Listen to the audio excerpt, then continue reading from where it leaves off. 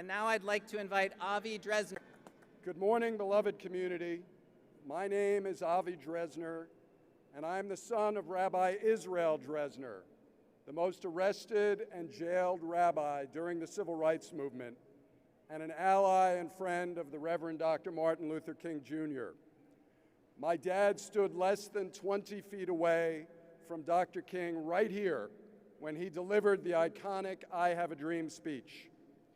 Today, I represent my father and the Pro-Human Foundation's Renewing the Dream initiative, which seeks to revitalize the marker on this hallowed ground where Dr. King spoke. It is so faded that most visitors step on it without even knowing it's there. We intend to change that. One of the designs being considered has Dr. King's footprints on it, and I hope it gets chosen because of all the miles those feet marched so that we and our nation could be here today.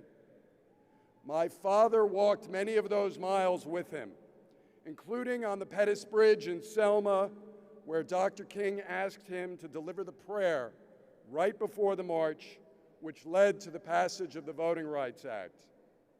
Today, the rights that Dr. King and my dad marched for are under assault.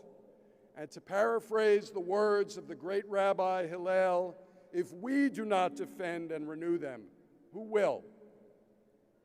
But renewing the dream is about more than restoring a marker. It is also about revitalizing the Black and Jewish alliance that my father and Dr. King embodied. I was at a convening in Miami a few months ago that brought together 120 Black and Jewish leaders from all over the country with the purpose of revitalizing our alliance. We seek to do so not to benefit Blacks and Jews, but because when we work together, it benefits the nation. Without our alliance, there would have been no Civil Rights Act or Voting Rights Act. And unless we work together again, unless all of us do, we will lose those precious pillars of our modern democracy. Whenever I speak publicly, I make sure to wear something of my father's. Today, it's his suit. Usually, it's his socks, because I could never fill his shoes.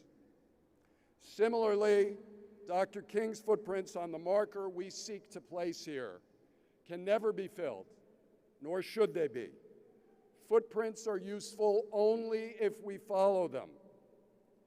We all know the expression that those who don't know history are doomed to repeat it. But a much less well-known corollary of that is that those who do know history can repeat the good parts. And the Black-Jewish alliance is definitely one of the parts worth repeating.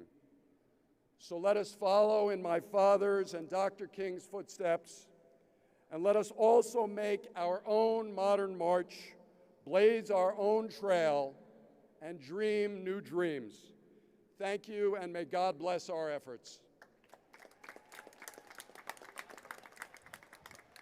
We would like to take this time to thank some of our partners. When you hear your name. Good morning, folks. My name is Darrell Davis from the Pro-Human Foundation. I want to remind us that this year, 2026, is the 250th anniversary of our independence from Great Britain. In 1776, Thomas Jefferson wrote the Declaration of Independence, in which he said, "All men are created equal." Almost 100 years later, Abraham Lincoln, in 1863, said that our nation was conceived in liberty with the proposition that all men are created equal. Almost 30 years later, in 1892, every American, and since 1892, has put their right hand over their heart, faced our flag, and recited the words of Francis Bellamy, who authored our Pledge of Allegiance, in which he wrote, "One nation, under God, indivisible, with liberty and justice for all." 100 years after the Gettysburg Address with Abraham Lincoln, Martin Luther King Jr. stood right here where we're standing today and delivered one of the two greatest speeches and most recognizable speeches in American history, one being the Gettysburg Address by Abraham Lincoln, and the other being the I Have a Dream speech by Martin Luther King, in which he said he had a dream that one day this nation will rise up and live out the true meaning of its creed. We hold these truths to be self-evident, that all men are created equal. Folks, today, in 2026, our country is drowning in divisiveness and polarization based on skin color, religion, sexual preference, political party affiliation. Even last month, on our 250th birthday, the 4th of July, 400 white supremacists marched right here in Washington, D.C., proclaiming to reclaim America and take our country back. Are these really the gifts we want to give our beloved country on its 250th birthday? I should think not. Renewing the dream is where we can start. Let's start by making this marker right here upon which we're standing, where Dr. King stood, more visible. Each year, approximately 8 million people visit this Lincoln Memorial. You know what that adds up to? 20,000 people per day. Thousands of those people walk right across the marker, and now you can barely see it. The ProHuman Foundation has proposed to put in a new and stronger marker, so people can come, stand on it, have their picture taken in the exact place where Martin Luther King read his dream. So we ask you that you help us renew the marker and help us to renew Martin Luther King Jr.'s dream. I also want to remind you that August 28th, today's date, of course, in 1963, 63 years ago, is the anniversary of Dr. King's speech. But also, August 28th, 71 years ago, in 1955, a young 14-year-old black boy was kidnapped, beaten, tortured, and murdered by two white racists for allegedly whistling at a white woman. His name was Emmett Till. Let us remember Emmett Till, and let us renew Martin Luther King's dream so all 14-year-olds, black, white, or otherwise, can live out their dreams. Let's turn Martin Luther King's dream into a reality. Thank you, folks.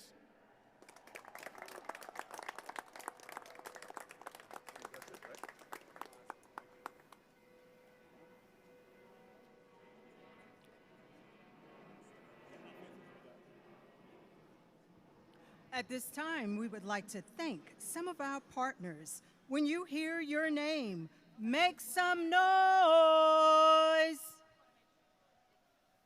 March on Washington 2026 proudly partners with these voting access and participation organizations. America Votes, Fair Fight Action, Fair Vote,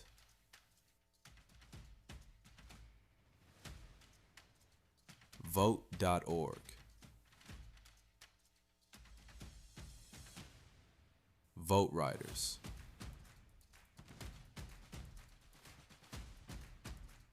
together, we stand committed to protecting access to the ballot, empowering every voter, and ensuring that every voice has the power to be heard.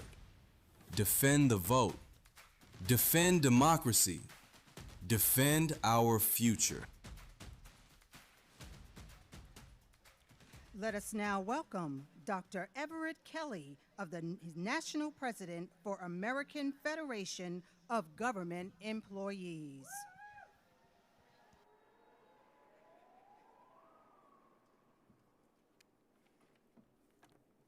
Good morning, brothers and sisters. I'm Everett Kelly, and I speak for 820,000 federal and D.C. government workers represented by my union, AFGE. They are the nurses at the VA hospital, the officers at the airport checkpoint, the women and men at the Social Security who take care of your grandmothers, grandfathers. Last year, this administration tried to strip union rights from nearly 1 million of them with a stroke of a pen. Not because they did something wrong, because AFGE sued them, because we said no to Elon Musk and his chainsaw. They haven't won that fight. We're still in court, and we aren't going anywhere. What about you? When they can't win a fair fight, this is what they always try. They change the rules. They rig the system. They try to make it harder to fight back, strip the union, and they think the workers get quiet. Got the Voting Rights Act, and they think the voters stay home. Same play, run twice, and they are wrong both times.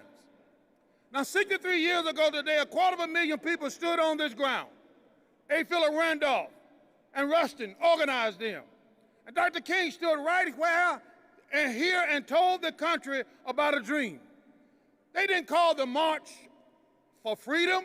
They didn't call it the March on Washington for jobs, but they said for jobs and freedom, both words. Same breath, same fight.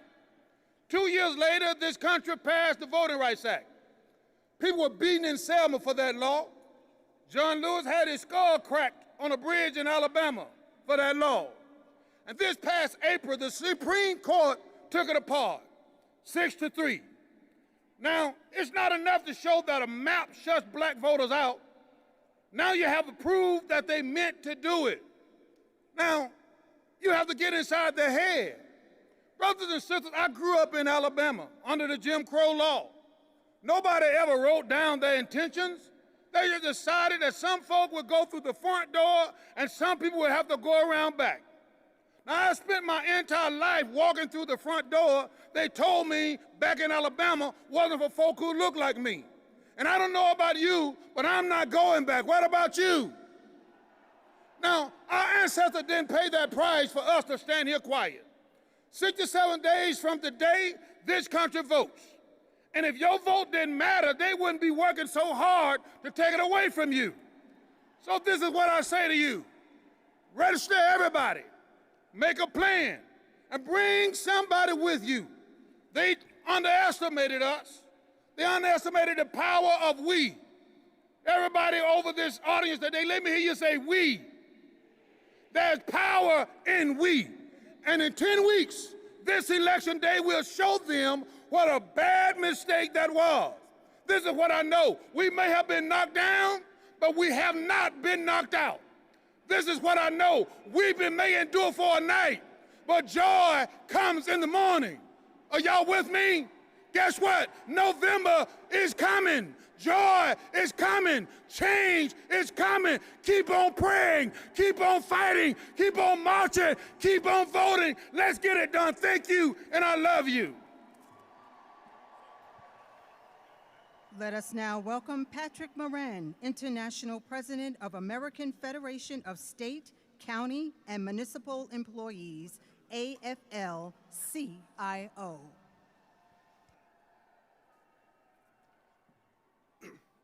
Good morning.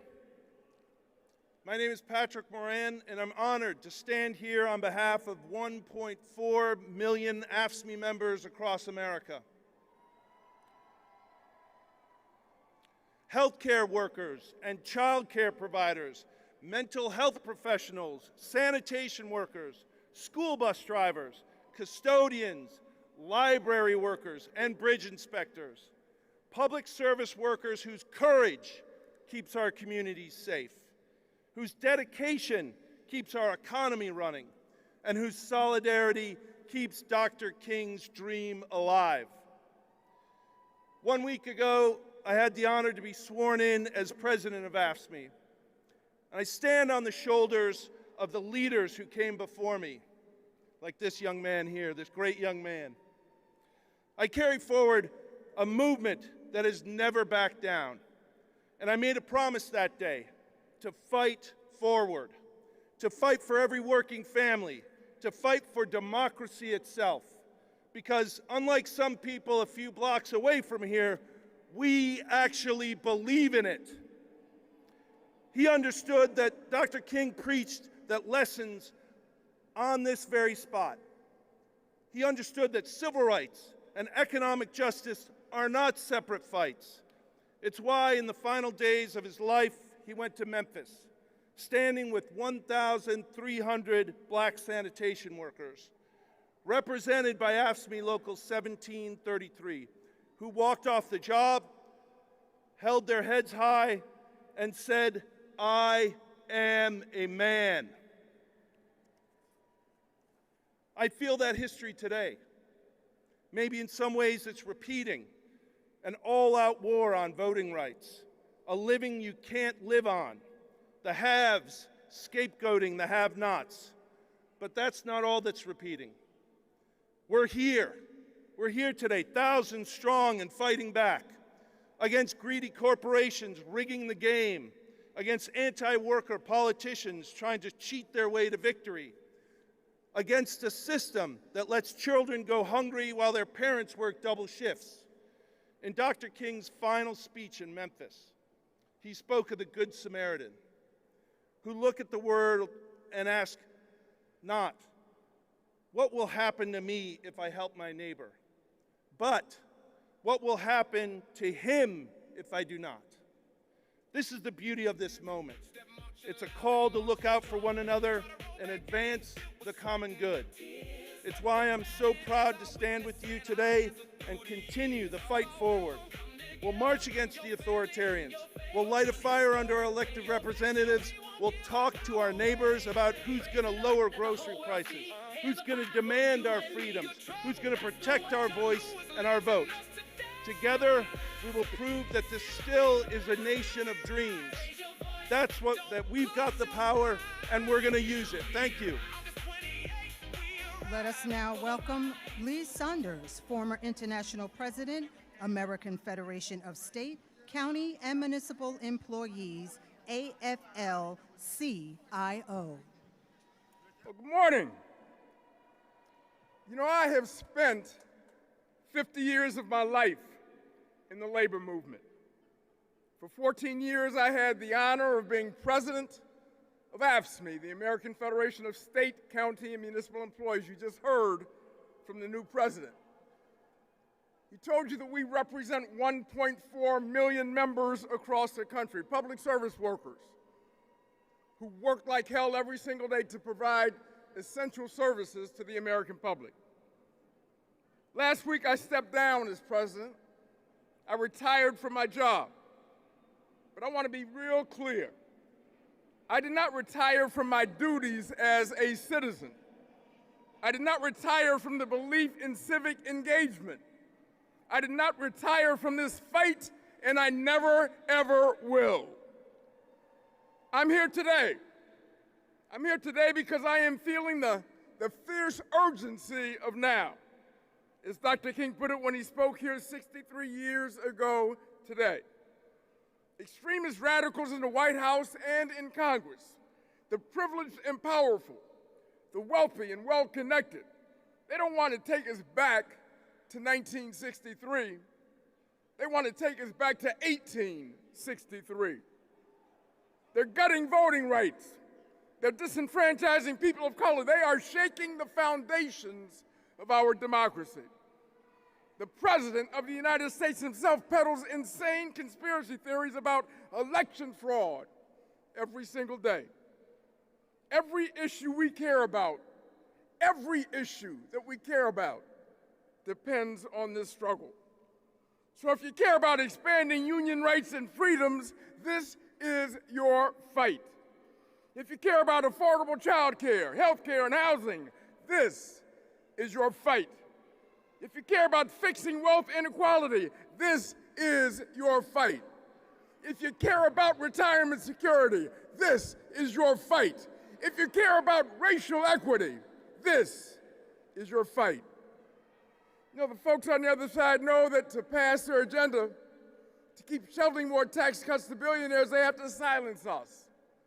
That's what they're trying to do. They know they can't win a fair fight. They know they can't rig the economy without rigging the political system. We aren't going to let them do that, are we? I didn't hear you. We aren't going to let them do that, are we? Hell no. Not when the stakes are so high and the future of our democracy literally hangs in the balance. We have fought too hard and bled too much to turn back now. Dr. King sacrificed too much. John Lewis sacrificed too much. A. Philip Randolph and Bayard Rustin sacrificed too much. Generations of fearless warriors for justice have sacrificed too much. So we've got to keep raising our voices, and we've got to keep raising hell. Keep educating, organizing, and mobilizing. Keep marching for racial justice, economic justice, and social justice. Keep marching for civil rights, labor rights, human rights, and voting rights. If we keep marching, we will win. Thank you very much. Let us now welcome Cleola Brown, President, A. Philip Randolph Institute.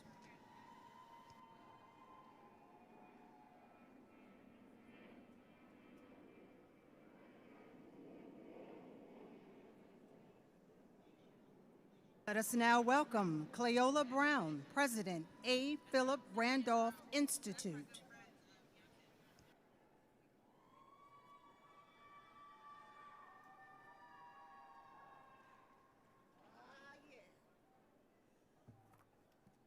Okay. Hello out there. Hello, marching family. Come on, we need to hear you up here too. All right, bring it up, bring it up, bring it up.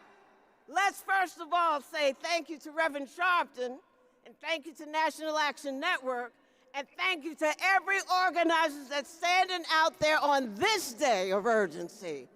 You all look good, and when they start lying about the numbers, look at them and tell them you lie.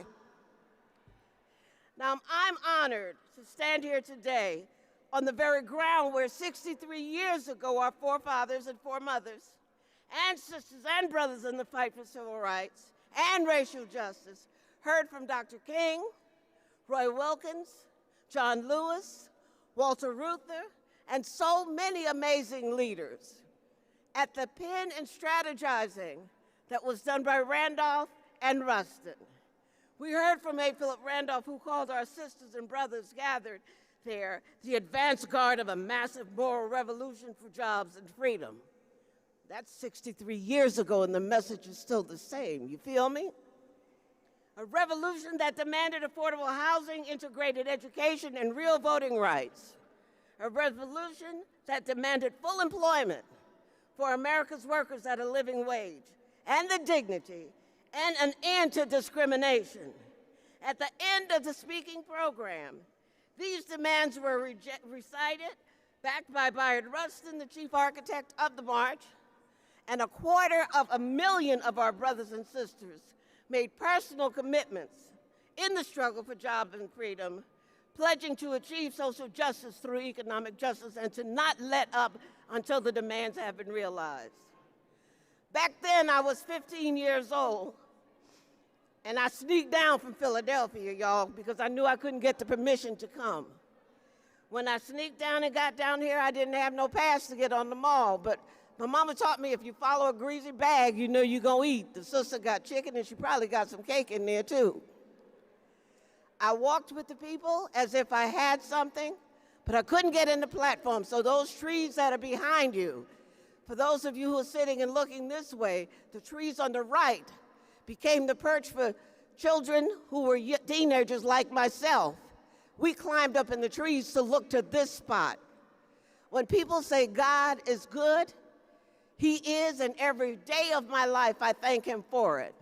Because right now, more than ever, we need to keep right on pushing, making sure that those demands that were relevant then, unfortunately, are relevant right now, but we don't give up, we don't give out, we don't even stop. We keep coming at it.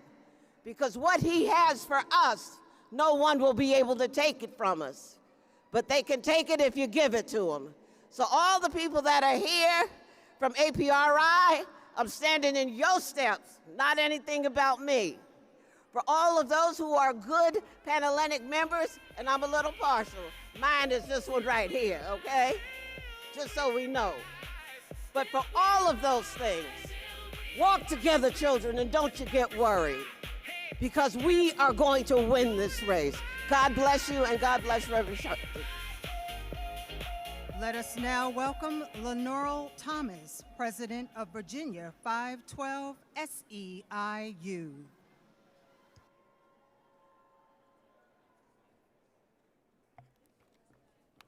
Hello, Washington. 63 years ago, workers from across the nation organized and marched on these grounds. My name is Lenore Thomas. I'm the president of SEIU Virginia 512. And we are here this morning to say the sacrifice of our ancestors will not be in vain. I stand here on behalf of 2 million members of the Service Employees International Union, the people who serve your communities, keep your hospitals running, and your loved ones cared for in their homes. SEIU is here to send a message. There is no worker power in a country where there is no ballot power. Here's why. The vote is sacred. It is sacred because of what it cost. Our ancestors paid for our ballots with their lives. They did not pay that price so we could pick and choose when to vote. They paid the price to make the vote ours. And they paid the price to make every vote count every single time. In Virginia, we know this fight firsthand. Virginians went to the polls and voted for a new congressional map. And when we asked the Supreme Court to uphold that vote, they said no. Why? Power. So when somebody tells me our vote does not matter, I ask them one question. Why are they working so hard to take it from us? Nobody spends that kind of money, that kind of power, and that much energy trying to silence something that is useless. They gutted Section 5 because our votes work. They gutted Section 2 because our votes work. They are coming for vote by mail because our votes work. Remember, elections have consequences. The ballot is not just about who gets elected. It is about what the people we elect do with the power we give them. When we show up and we do our part to elect people who share our values, we expect follow-through. We remember who stood with us, and we remember the people who forget us once they are elected. In a true democracy, the vote has more power than boardrooms and big donors, more power than secret meetings and hate. It has the power to get us the three things we all need: money, power, and respect. Money so the worker who bathes your mother can afford to feed her own. Power so we stop asking permission at the ballot box and at the bargaining table. And respect. So let's go get it, y'all. Register somebody to vote, drive somebody to the polls, and let's vote. Let us now welcome John W. Rogers, Jr., founder, chairman, co-CEO, and chief investment officer of Ariel Investments.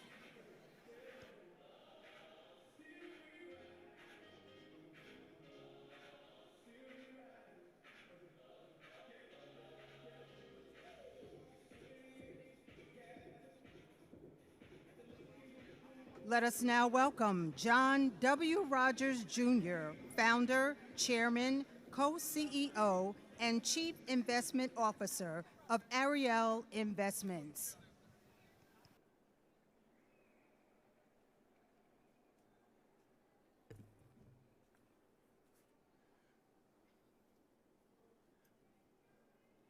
Good morning. I'm John Rogers, founder of Ariel Investments. My daughter and I are from the land of honest Abe Lincoln, not the city of dishonest Trump. I've been inspired by a long line of people who risked their lives for liberation, who broke barriers in the name of justice. My great-grandfather was a fearless business leader. He built the Stratford Hotel, the largest black-owned hotel in the country that was destroyed during the Tulsa Race Massacre. My father fought overseas as one of the original Tuskegee Airmen, defending a freedom he didn't fully enjoy here at home. My mother was a pioneering civil rights leader. She sat in at lunch counters and introduced me to one of my heroes, Reverend Jesse Jackson. I was about 8 years old. He was holding court in our living room, and I was completely mesmerized. Today, as an entrepreneur, I carry with me the deep connection Reverend Jackson made between economic empowerment and the civil rights movement. He literally put a dollar sign in the Operation Push logo. Simply brilliant. As Dr. King once said, what good is it having the right to sit at the lunch counter if you can't afford to buy a hamburger? He knew that if we had equal economic opportunity, we could own our own homes, pass our wealth along to future generations, support our political and community leaders, and finally stake our claim in the American dream. As we all know, that claim has been hindered by racism for hundreds of years. Reverend often said, they don't think about us. They don't see us. Together today, we come together to be seen. Like the giants that came before us, we must be relentless. Every single one of you walked out of your door this morning knowing the very real risks, and you chose to be here anyway. In the spirit of John Lewis, you found a way to get in the way. You chose to make good trouble. That is the courage that carries this movement forward. Thank you.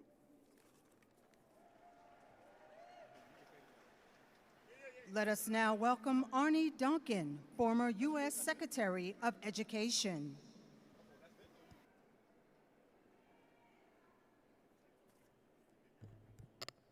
Good morning. I'm Arnie Duncan. I'm so honored to be here with my family and my best friend and mentor since I was 10 years old, John Rogers. He's an extraordinary part of my life. I was lucky enough to be part of President Obama's administration and now run a small nonprofit called Chicago Cred, based in Chicago, and our laser focus is on reducing gun violence. We work with young men most at risk of shooting and being shot. We've had historic reductions in violence. They're putting down the guns. It's the hardest work I've ever done, honestly the most heartbreaking, but also the most inspiring and hopefully the most meaningful. And on Monday at one of our sites, we did a lesson on democracy and divided the men into two teams, Team Cred and Team Pushing Peace, to talk about the issues in their community. And they were eloquent and passionate about the need for more affordable housing and healthy food and better schools and better health care. But when we asked them, were they thinking about voting in November, the room all of a sudden that had been vibrant got very, very quiet. And we explained that those that had been most disenfranchised have the most to gain by voting, but the system has let them down for too long. And so in the next 67 days, as we work hard to protect the right to vote, to work to preserve our democracy, I urge all of us to focus on helping those who have been most disenfranchised, those who are most likely not to vote, to come out and do exactly that. It is the most powerful and the most peaceful thing that the men we serve and the communities we serve can do to better their lives and better the country. And if we can do that together, if we can do that collectively, I promise you in 67 days, we can change the world. Thank you so much for all that all of you do. God bless. Let us welcome Dr. Cheryl W. Turner, International President of Delta Sigma Theta Sorority Incorporated.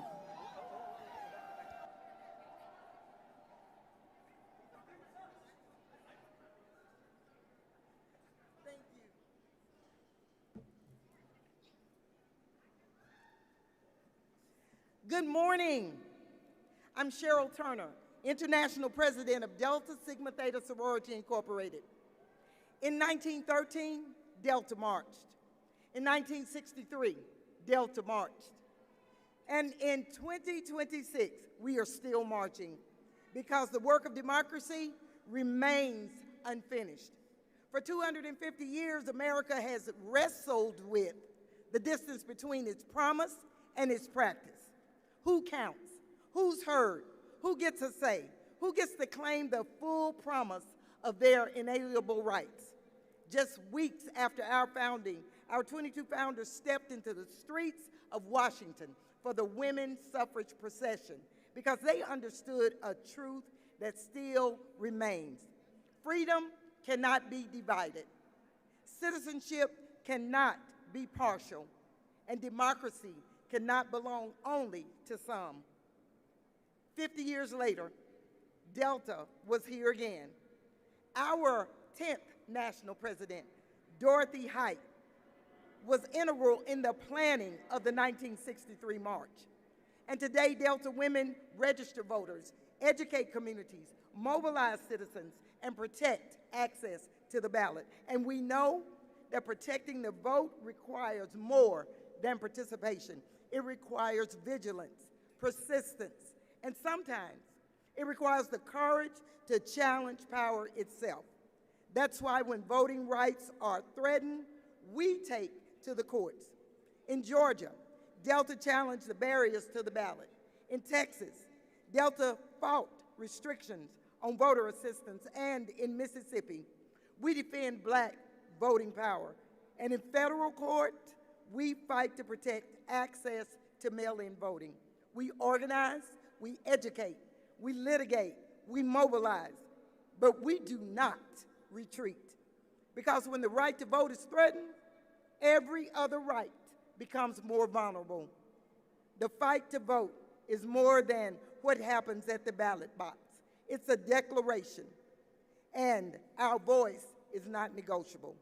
So, in 1913, in 1963, 2026, different generations? Yes. The same charge, though.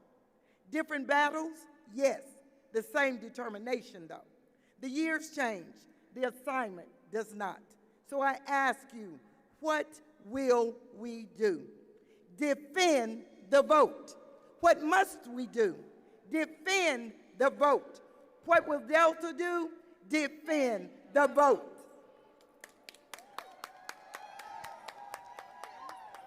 Let us now welcome Rabbi Jonah Pesner, Director of Religious Action Center of Reform Judaism and Senior Vice President of Union for Reform Judaism.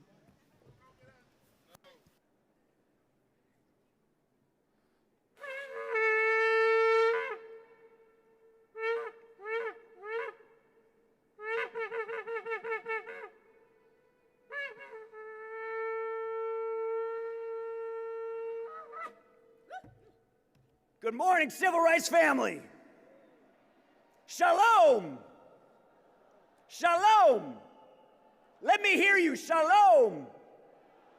I'm Rabbi Jonah Pesner. I lead the Religious Action Center of Reform Judaism, the largest and most diverse denomination in Jewish life, standing with Rabbi Kelly Whitehead, Heidi Siegel, and Josh Maxey, just 3 out of 2.1 million Reform Jews who marched together with you, gathering in the legacy of Dr. King and the rabbis and Jewish leaders who marched before us. We stand today in honor of Andrew Goodman, James Chaney, and Mickey Schwerner, 2 white Jews and a Black Christian who were murdered by the Klan for what? Registering voters.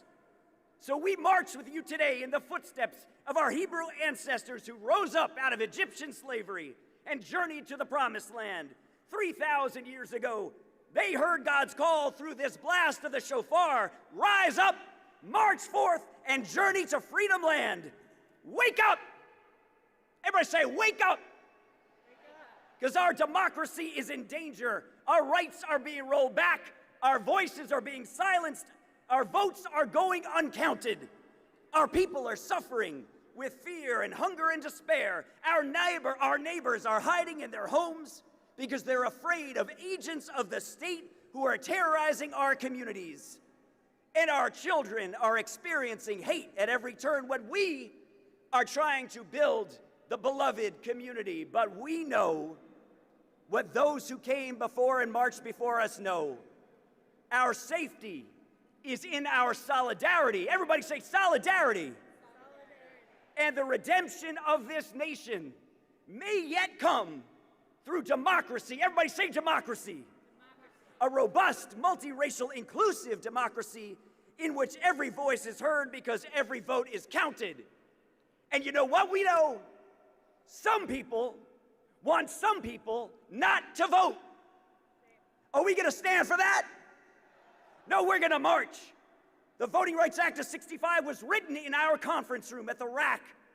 But we also know the Voting Rights Act was not written in a conference room. It was written in blood in Selma and transcribed in our conference room.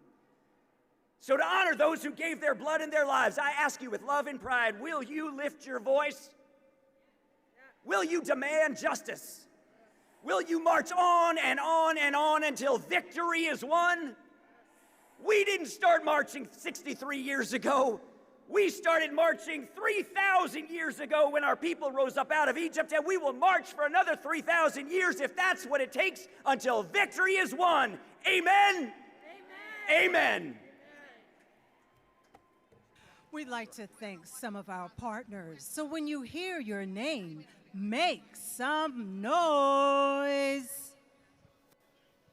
March on Washington 2026 proudly partners with these democracy protection organizations: DC Vote, Declaration for American Democracy, Democracy Forward,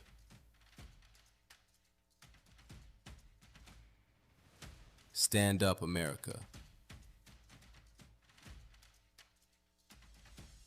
United for Democracy.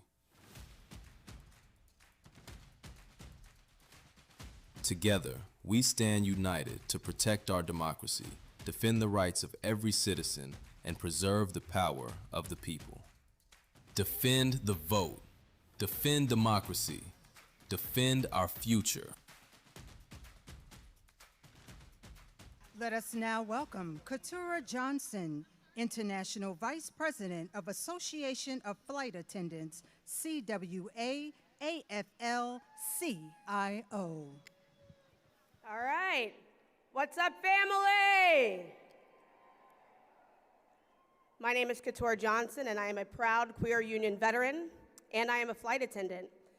And I have the responsibility and the incredible privilege of representing more than 55,000 incredibly diverse flight attendants as the International Vice President of the Association of Flight Attendants. And in case you didn't know, flight attendants save lives, and we are aviation's first responders. I am also proud to be a member of the PFLAG National Board of Directors. PFLAG moms and families, where you at? Yes. And in case you didn't know, PFLAG is where LGBTQ+ people, parents and families, and allies unite to turn pride into power. I know we as flight attendants, we ask folks every day, multiple times a day, if you are willing and able to assist us in the event of an emergency. We ask you and we trust you based on a verbal yes, your word, and so does everyone else.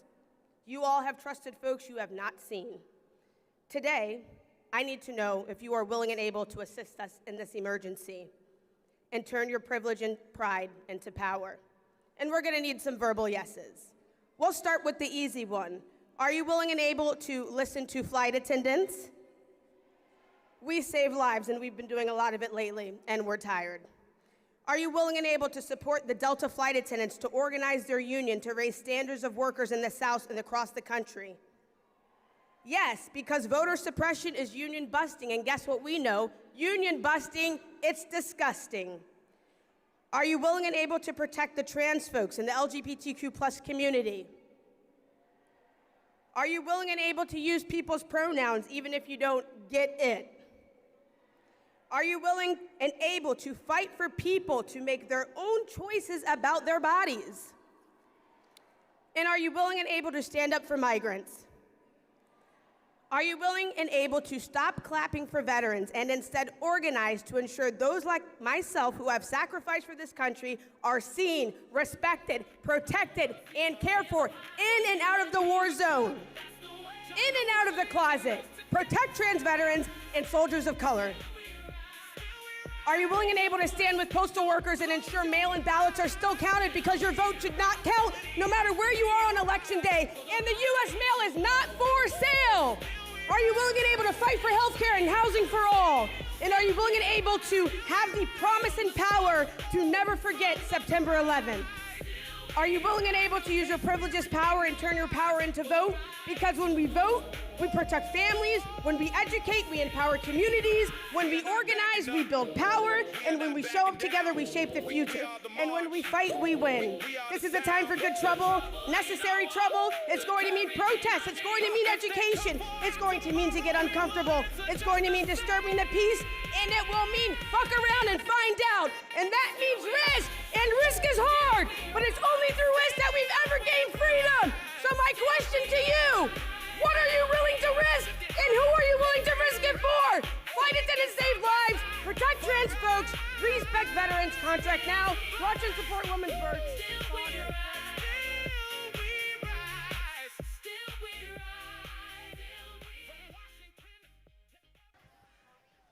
Let us now welcome Hector E. Sanchez Barba, President and CEO of Mi Familia Vota.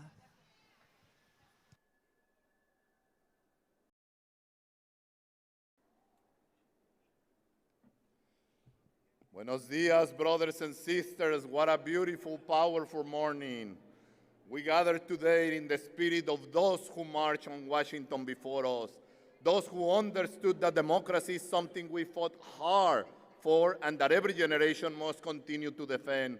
The work is far from done. Today, our democracy is being tested. Across this country, voting rights are under attack. Our communities face new and dangerous barriers to the ballot. The protections of the voting rights are gone. And this administration openly threatens to bring immigration enforcement into our elections. This administration is using DHS and ICE to block and intimidate voters ahead of the midterms. This is not the system we fought for. No American citizen should ever have to wonder whether going to vote could put their family, their neighbors, or their community at risk. For Black and Latino communities, we know this history. We know that voter intimidation looks like. We know what happens when those in power decide that our voices are too powerful, our communities are too organized, and our votes are too consequential. But we also know something else. When Black and brown communities stand together, we can change our nation. Our communities have marched together. We have organized together. We have fought together for civil rights, worker rights, voting rights, and human dignity.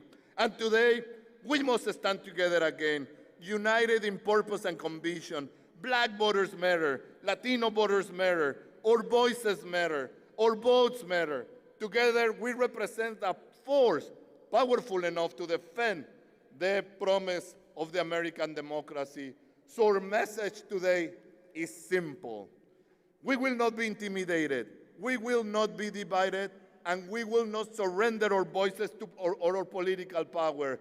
We will register. We will organize. We will mobilize. And we will vote. And Black and brown, together, we will defend our democracy and continue to march towards justice. Sí se puede.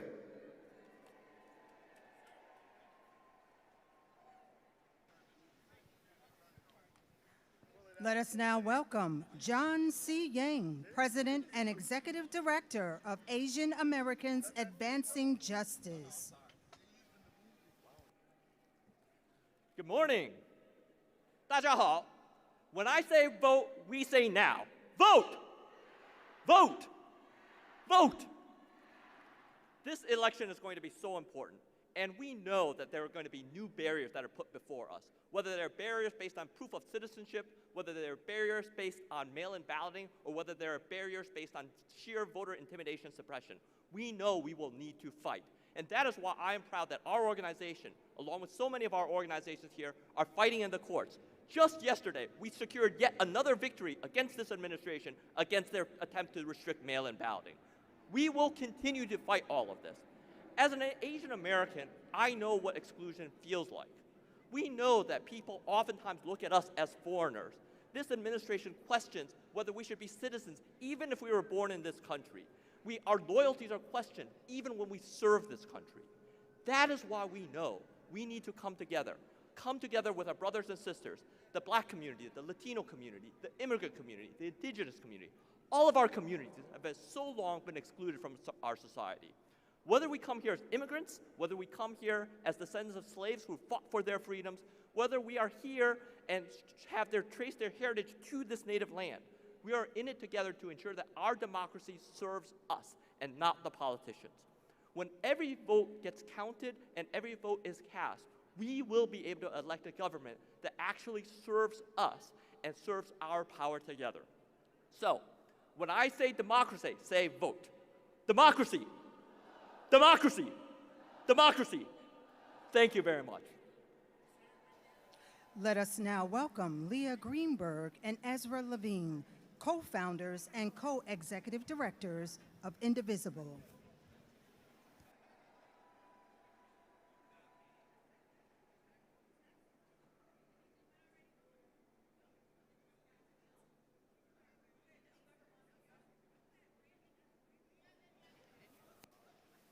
Let us now welcome Leah Greenberg and Ezra Levine, co-founders and co-executive directors of Indivisible. Hey y'all, I'm Ezra. And I'm Leah. And we are the co-founders of Indivisible. We're here on behalf of 2,500 local Indivisible groups from Texas to California to Maryland to Virginia, from the Deep South to the Northeast to the Northwest. We are organizing with you in the 250th anniversary of the founding of our country, not the founding of our democracy.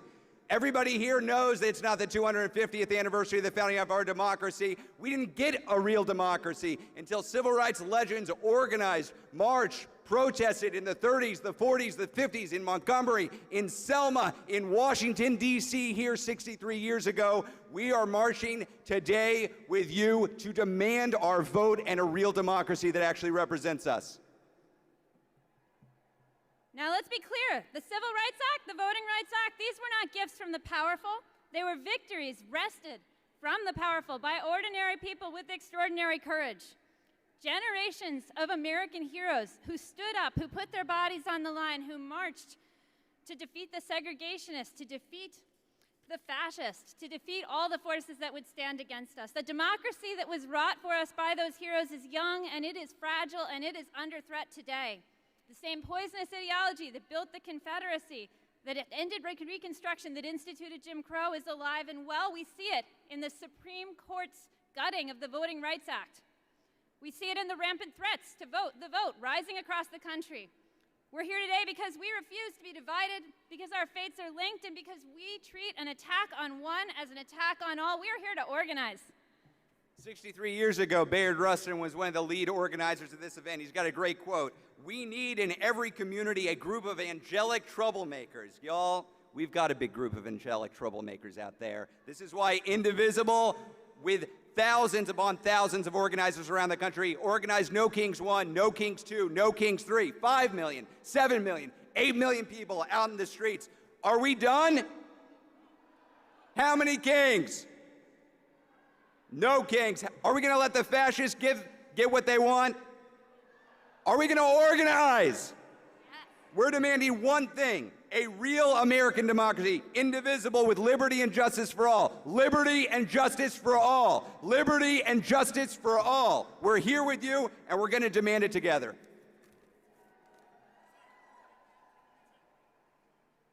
Let us now welcome Maurice Mitchell, National Director of Working Families Party.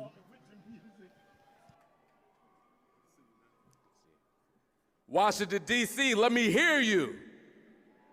My name is Maurice Mitchell. I am the National Director of the Working Families Party, where we believe the radical idea that in a democracy, people like you and I should govern, not the uber wealthy, and certainly not giant corporations or oligarchs.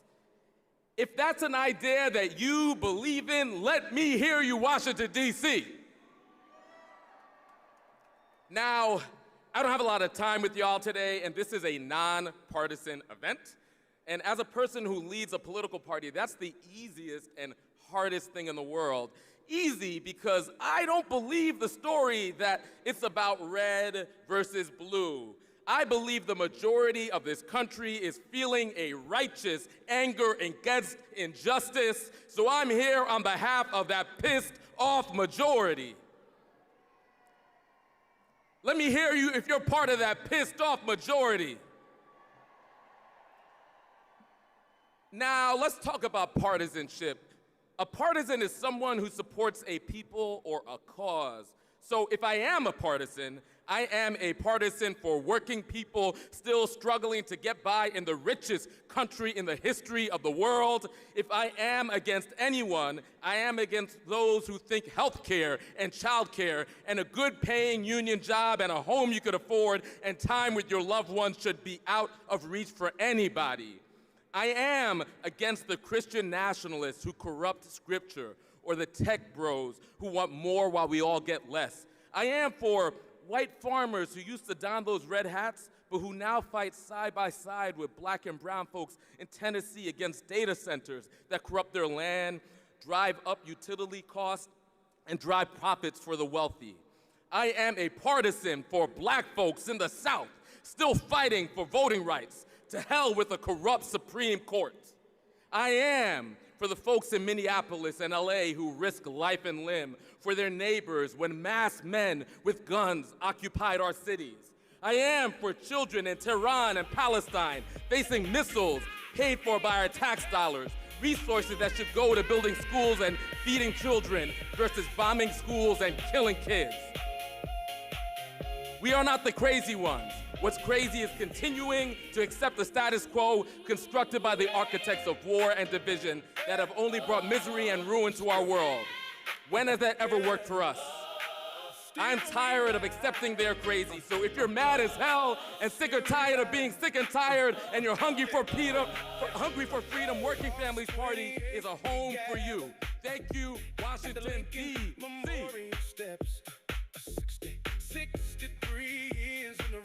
Let us now welcome Patrice Lawrence, Executive Director of Undue Block Network, UBN. Greetings, family. I said greetings, family. All right, I figure we need a little music break, so we're gonna sing a song in the words of my fellow countryman, Bob Marley. Get up, stand for your rights. Get up, stand up, don't forget the fight. I am here to declare that immigration is a black issue. We have the power to build the future as it should be, not just the future that they have given us. Black immigrants are Black America. We are family, we are community, and we are here. And what does freedom look like? Freedom to walk our streets without harassment. Freedom to drive without fear. Freedom to cross cities, states, borders, and see the people we love and know we can come home. Freedom to keep our families together and not in detention centers. Freedom to be at home. I want that freedom for all of us. Black immigrants, immigrants, all of us. The freedom to work, worship, organize, vote, dream, and thrive. Because freedom should never depend on the color of our skin, or where we were born, or the passport we carry, or the legacy of this country, the papers in our pockets. Our freedom belongs to all of us, and with freedom comes possibility. So family, when I ask, what do we deserve? I need you to say freedom. What do we deserve? What do we deserve? That's right, and we will march for it, organize for it, and stand up for it always. We deserve freedom. I'm Patrice with our DocuBlack Network. Thank you for joining me here today. Let us now welcome Derek Johnson, President and CEO of the NAACP.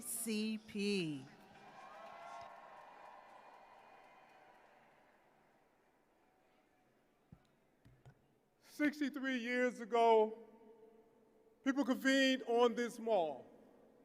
They were fighting for jobs, justice, and dignity. We stand here 63 years later with over 300,000 black women who have lost their jobs. We stand here 63 years later with a Supreme Court that lacked the ability to see justice. We stand here 63 years later with people who live in the White House and in Congress that would have us think that it was illegal to be black. But we stand here today recognizing, as many of those who came 63 years later, that the march is only the gathering point for the work, and that we must leave here not celebrating this moment, but leave here energized and inspired to turn out the vote in November. We recognize that when we vote, we win. We recognize that the black vote is the moral compass of this nation. We recognize that there are those who would try to divide us by putting labels on us, but if we stay focused on our mission based in our history, looking at the future, we will win. In this moment, the rallying cry must be, when we vote, we win. Because at the end of the day, the currency in this democracy is our vote. And we cannot get distracted by this concept that black men are doing this and black women are doing this, because we should never fall into the trap of a us versus us paradigm. It must always be a us for us reality as we fight for it, because when we vote, we win. So as we stand here today in this heat, let's say this together. When we vote, we win. When we vote, we win. When we vote, we win. Peace and power. Let us now welcome Virginia K. Solomon, President and CEO of Common Cause.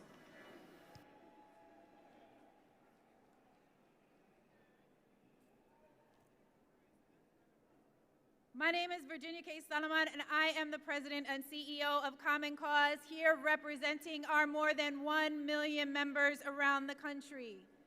Today, we aren't here just to remember history, we are here to make history. Look around, just as the civil rights leaders of the past stood in the face of authoritarianism in the South and throughout the country, so too do we. We live in a time of military occupation, corruption, conflict, and the dismantling of civil rights, state-sponsored murder by ICE agents, and unbridled capitalism.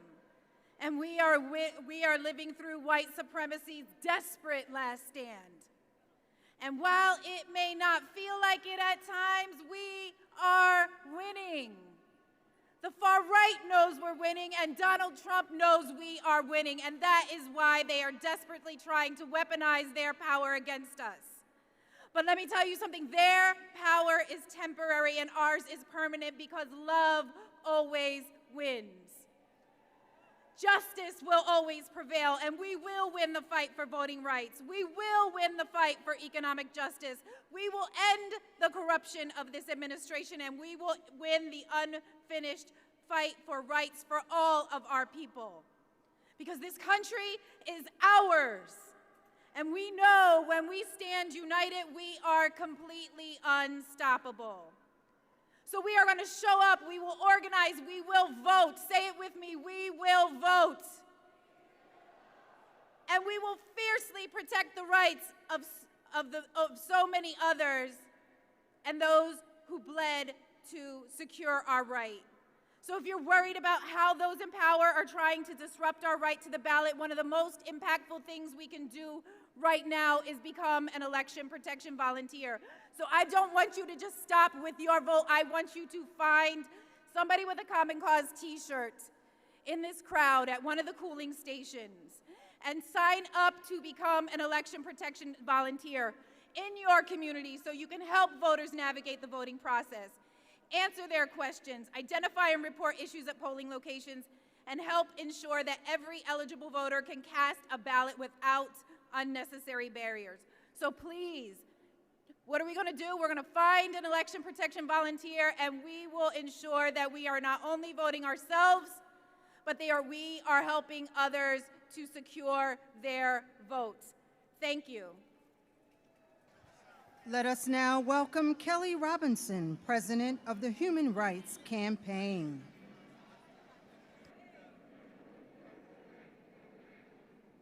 Hello, my name is Kelly Robinson, and I'm proud to serve as President of the Human Rights Campaign. We are 4 million members strong. We are the largest lesbian, gay, bi, trans, and queer civil rights organization in the nation, and we will be damned if democracy dies on our watch, y'all. Do y'all know Bayard Rustin?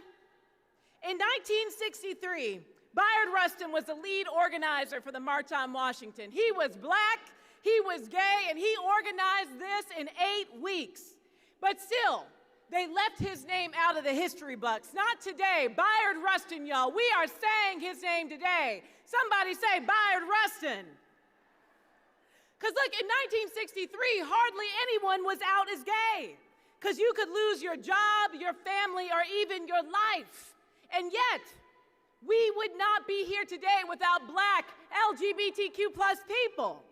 There would be no March on Washington without Bayard Rustin. There'd be no Stonewall without Marsha P. Johnson.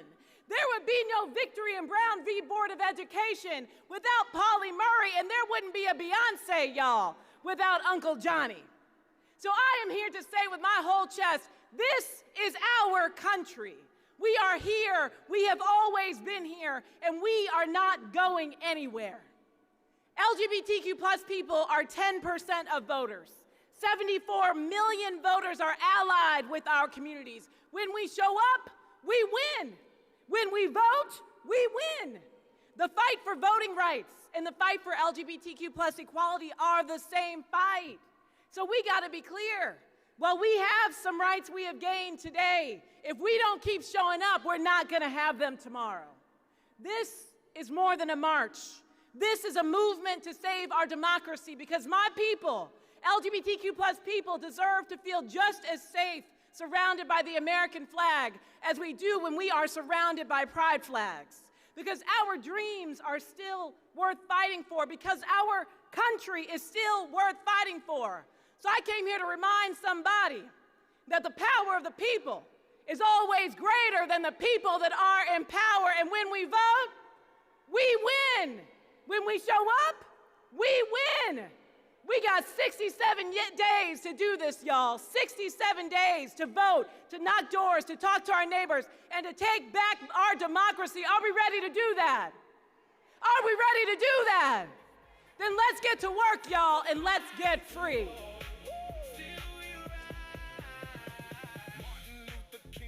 Let us now welcome Reverend Dr. George L. Parks, Jr., Division Director of Pastors and Ministers Division of the National Baptist Convention, USA, Incorporated. Good day, friends. I'm standing today in the place of the Reverend Dr. Boise Kimber on behalf of the National Baptist Convention, USA, Incorporated. Friends, let me remind you that today we are standing on holy ground.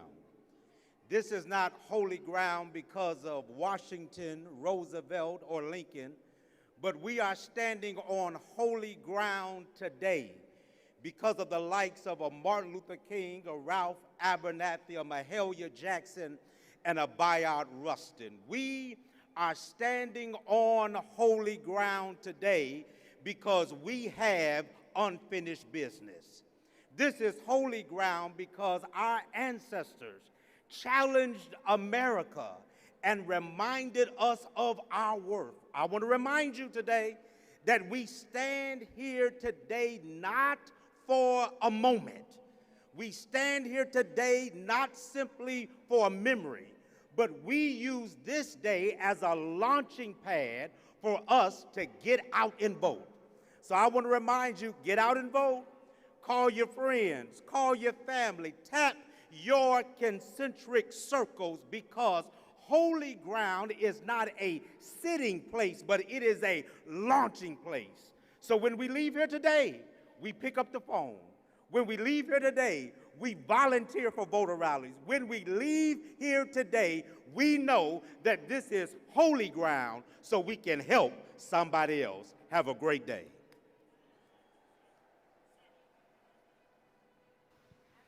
Let us now welcome Damien Sneed and Chorale Les Chateaux, singing Lift Every Voice and Sing.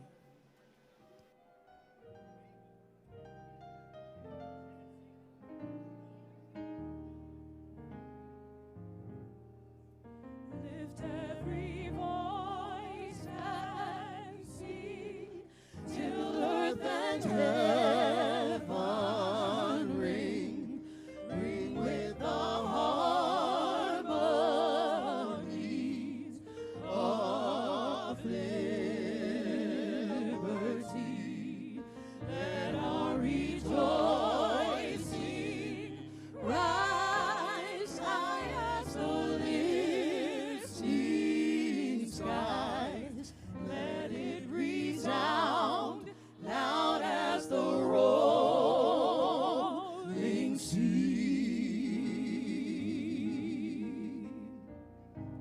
Sing a song full of the faith that the dark past has taught us.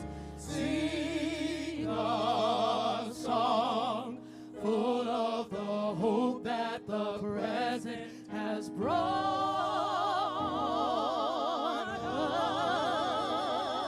us. Facing the rising sun of a new day begun. Let us march on till victory is won.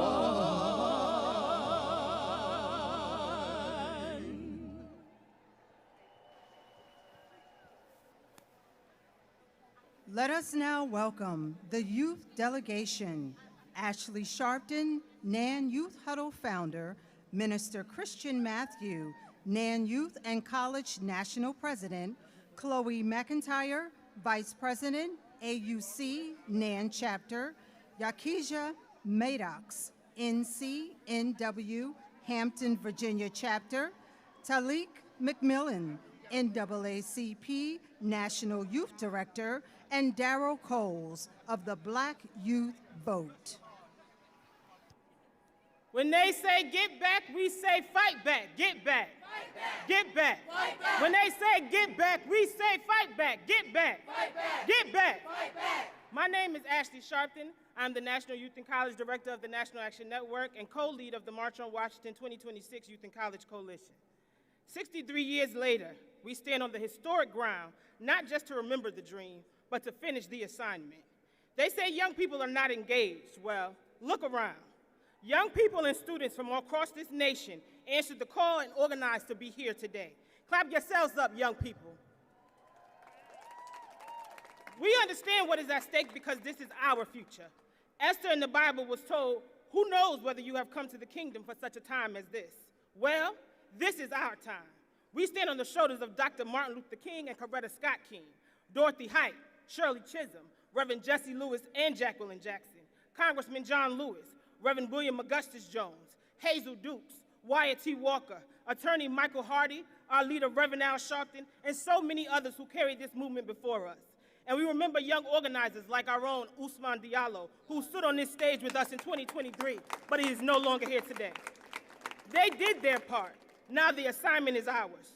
Showing up today was a great step, but we cannot just commemorate history. We have to make our own history. Our voting rights are under attack. Families are struggling to afford everyday life. Equal opportunity is being rolled back, but we have survived too much and come too far to turn around now. They may call check, but they haven't called checkmate. This fight does not, and we will not leave the Lincoln Memorial today, not on our assignment. If we are going to build power, we have to stay connected, stay organized, and stay in action. So if you're 40 and under, there should be a QR code. We want you to be in touch with us and engage with us on the coalition. You're going to hear from the leaders of that coalition right now and national youth leaders across this nation, because the future is not coming. The future is here. Now you're going to hear from Chloe McIntyre from the NAN AUC chapter, Daryl Coles from Black Youth Vote, Sophia Farrell from New York State NAACP, Yakaija Maddox from NCNW, Minister Tyleek McMillan from NAACP, Tabia Lee of NAN Howard, and Minister Christian Matthew of the National Action Network. Let's clap them up.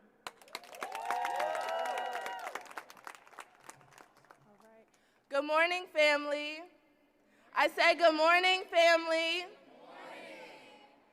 My name is What's your name?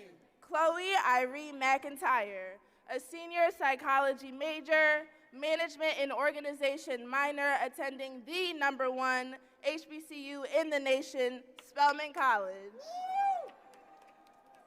Now you may wonder why I introduce myself with such power and conviction. But this is the exact standard that matriculating in such a rich environment sets. I humbly serve as the Vice President of the National Action Network AUC Youth and College Chapter. And today I stand here representing the heartbeat of the movement, the young people. We are the generation raised by group chats, campus protests, and the belief that our voices are not just important, they're necessary. We have been educated about our Morehouse brother, Reverend Dr. Martin Luther King Jr., and the history made 63 years ago with the March on Washington. Now we're living it. We're not just studying history in our classrooms, now we're standing in it. When I look at this crowd, I see students who left dorm rooms, early classes, and other significant commitments to be here. I see young leaders who understand that advocacy isn't just an extracurricular, it's a full responsibility. And I see a future that refuses to wait its turn. As youth, we bring something special to this movement: creativity, courage, and a little bit of that unique flavor you can only find in a historically Black institution. We know how to organize, mobilize, and make change go viral. We know how to turn a moment into momentum. And we know that justice isn't a trend, it's a lifelong commitment. Today we march because our communities and our friends deserve safety. We march because our elders and our ancestors fought too hard for us to sit quietly or silently. We march because voting rights, equity, and dignity are non-negotiable. And we march because the future is not something we inherit, it's something that we build.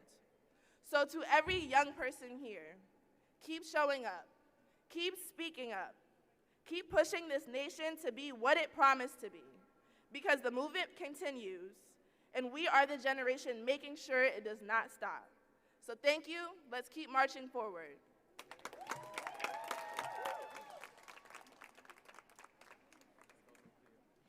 Good morning, everyone. Standing here today, I am reminded that history simply does not live in the textbooks, but history lives in the streets that we stand on, and the people who refuse to be silent, and especially in the young people that stand here before us today, changing the world. And that is why I am here today. I am here as a young person, as a student, and as an organizer. When we look back at the March on Washington, we remember the thousands of people who gathered, convened, and made what we have now possible. They marched for jobs, freedom, and equality. But we also have to remember something very important. Many of the people who helped to make the movement possible were our age. We're young, just like we are today. And now it is our turn. Look at your neighbor and say, it is our turn. Our generation is demanding an education that does not leave students drowning in debt, demanding that we have families where we can afford to live with our families, we can afford to live on our own when we graduate, and have a life of equality, economic opportunity, and a government where our voices are heard. because our voice does matter. Our voice and our organizing does matter, and our presence matters. When we stand as young people, we organize, we register to vote, we show up, and we stand together, which shows power. So do not leave this march simply inspired, but leave this march organized. Figure out what you're going to do next and make it happen. Do not let anyone tell you that you are too young to lead, that you are not the person to do it. You can make the difference, and I'm here to tell you that. We are here, we are organized, we are informed, we are ready, and we are not going anywhere. This generation before us marched so that we have the opportunities that they were denied, and now we do the same for our next generation. It is our turn to march so that the generation after us inherits a country that is more equal and more free. So let's hear it for us, let's hear it for them, and let's remember the past.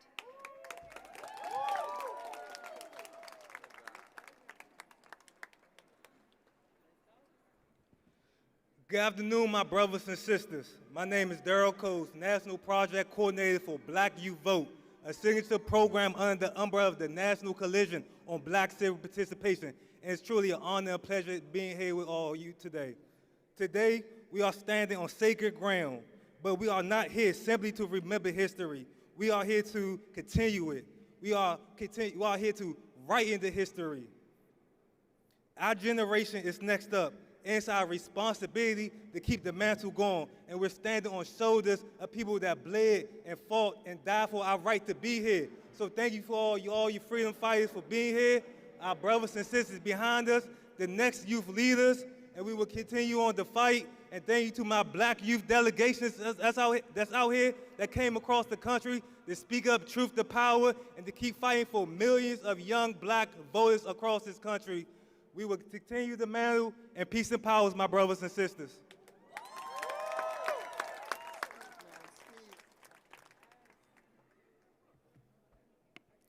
Good evening. My name is Jakaja Maddox Charles, and I am a fourth-year psychology major on the forensics track with a criminal justice minor, originally from Jacksonville, Florida. And I proudly stand before you as the rechartering president of the Hampton University section of the National Council of Negro Women. But I do not stand here alone. I stand here with my sisters, carrying the sacrifices, prayers, and unfinished work of those who came before me.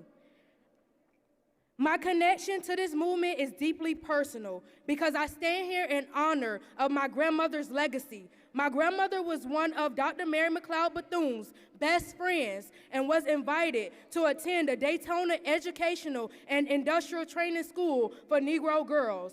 Although she was unable to attend because she had the responsibility of taking care of my mother, I continued her legacy and her pride.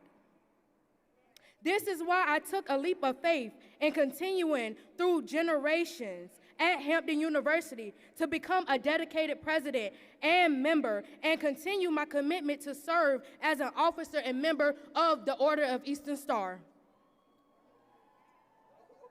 And thanks to my section, we started with just 3 members, from 3 to 120 active members, to now a total of 245 members who have answered the call to serve advocacy and leadership. We mobilize a new generation of collegiate women who understand that advocacy is more than a social media post. Service is more than a title. Leadership requires action. So my question is, what are we doing with the road that they built for us?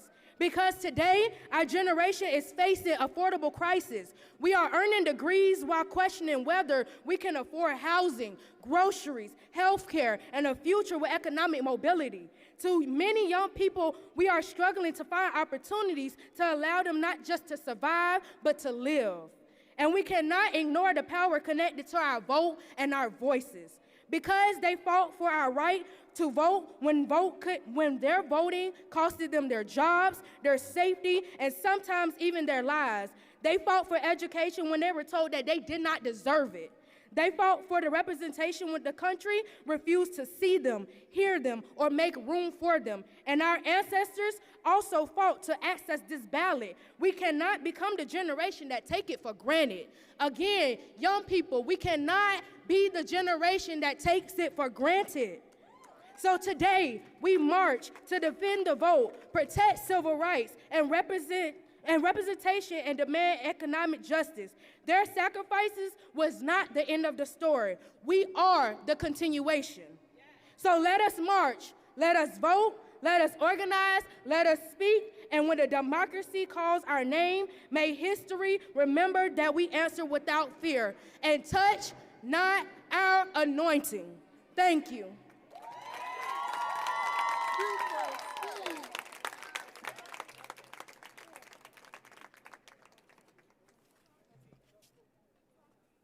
Good morning, Washington, D.C. My name is Tabia Lee, founder and president emerita of the National Action Network, Howard University chapter. And I stand before you representing the power and promise of the Youth and College Division. We are here because democracy does not defend itself. People defined it. Generations before us marched, organized, sacrificed, and fought so we could have a voice in this country. And now that responsibility belongs to us. The vote is more than a ballot. The vote is more than voice. Let me restart, sorry.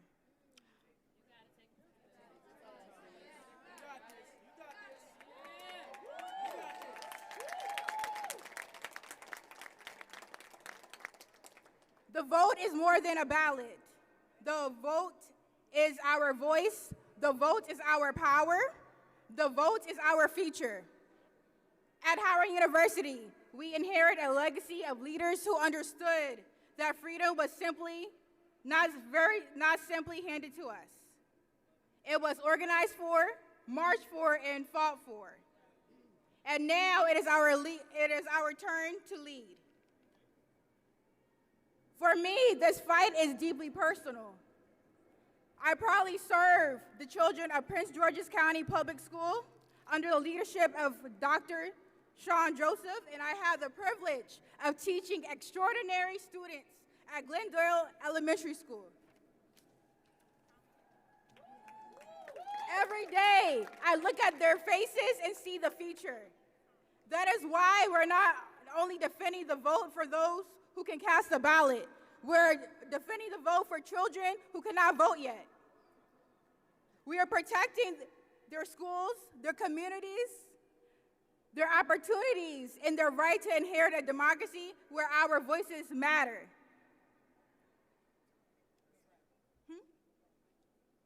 To every young person listening, do not wait for permission to lead. Register, organize, mobilize, speak up, show out, and vote. When the young people move, movements grow. When young people organize, power shifts. And when young people vote, we change the future.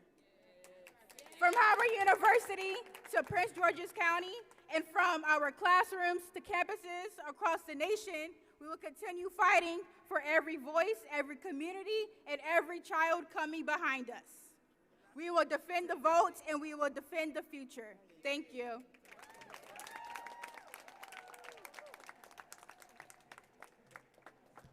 Good morning, siblings. How we doing today? This is the time for a new democracy. This is the time for a new democracy. Family, August the 28th is not just a date on the calendar. We chose August the 28th because today, in 1955, a young black boy by the name of Emmett Lewis Till was lynched in Mississippi. He was 14 years old. And nearly 71 years later, we gather again because the lynching of black people in this country did not end when the rope was taken down. But today, we are witnessing the modern day lynching of our rights in this country. We see voting rights stripped away and democracy made harder to attain, and diversity, equity, and inclusion being dismantled right in front of our eyes. We see higher education becoming increasingly unaffordable, while our HBCUs are underfunded and under attack simply for being what the first two words in their history profoundly declaim, historically black. We see black men and women, black boys and girls, black non-binary and queer siblings fighting simply for the right to survive, whose lives and deaths demand that we confront the silence that still exists within our own communities. Some of us have been in the house so long that we have forgotten what the storm feels like. And I have come to remind you that we have not yet arrived. We may have black CEOs, we may have black elected officials, but liberation was never tied to the measure of how many seats we can attain. Liberation is measured by whether we, the people, have those sacred words of life, liberty, and the pursuit of happiness. So I refuse to people, not to the president, not to a political party, not to a billionaire or a corporation, but we, the people. We are not waiting for history to save us, but we are the storytellers, a new democracy. So when they just let the record show that we spoke up, when they told us that freedom was impossible, let the record show that we fought anyway, and show them what democracy looks like. No justice, no justice, no justice. What do we want? Make some noise. Thank all of my colleagues. They've done a great job. I serve as the National Youth and College President for the National Action Network, and I want to say this. There's a scripture, and the Bible says that they went before God, up to God, asking God, what shall we do? Singers, to praise God in the beauty of holiness. And in the midst of that, the Bible says that God sent ambushment against their enemies. And so my pastor is here today, and she preached a message 2 Sundays ago that said, God is going to help us win. And so I want to surrender to you today that God is going to help us win. And that even though it looks like we are going through hell, even though it looks like there were so many trials and challenges and tribulation, that God is going to set up ambushment against the enemy. Want to do, but it's going to come your day where your own people are going to turn on themselves. It's going to come a day where all your cabinet members are going to wake up one day and have an epiphany. It's going to come a day where your own people are going to turn on you. And so as we are standing here, I want you to remember that we are seeking God, that we are asking God for his direction, and that at the end of the day, that God is going to help us get through this. God bless you all. CEO of Rainbow Push Coalition.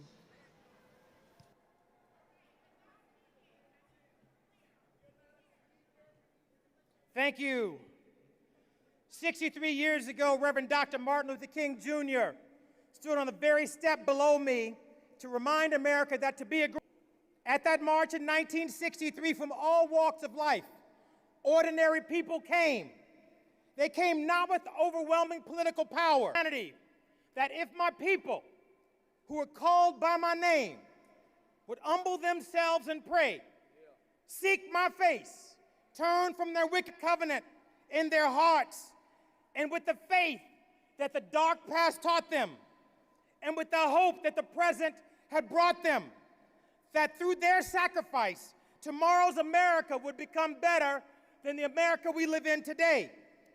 My father, the Reverend Jesse, he said a great society is measured by how we treat our children in the dawn of life, our elderly in the sunset of life, our sick, poor, and hurts no matter your race, that by fear, when we reach boldly for coalition based on common ground, when the playing field is even and the rules are very clear, LGBTQ, Latinos, grandma, to those, but you have dignity. Somebody. He said, I am. Somebody. Our coalition is undefeated. We're only vulnerable when we stand alone and divided. We must have the courage to find common ground and hang together.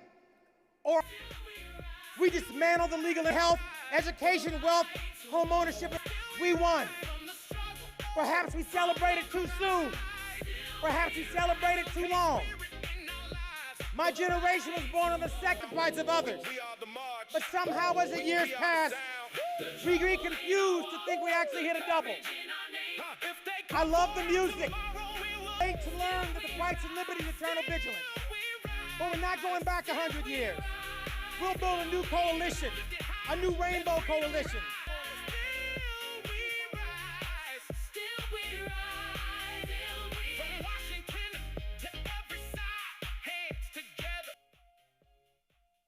League. Urban League. I'm proud to be anniversary, the 50th and the 60th, and now here 63 years after that historic day. Some say that the American people have been hoodwinked, bamboozled, even led astray. That may be true, but not us.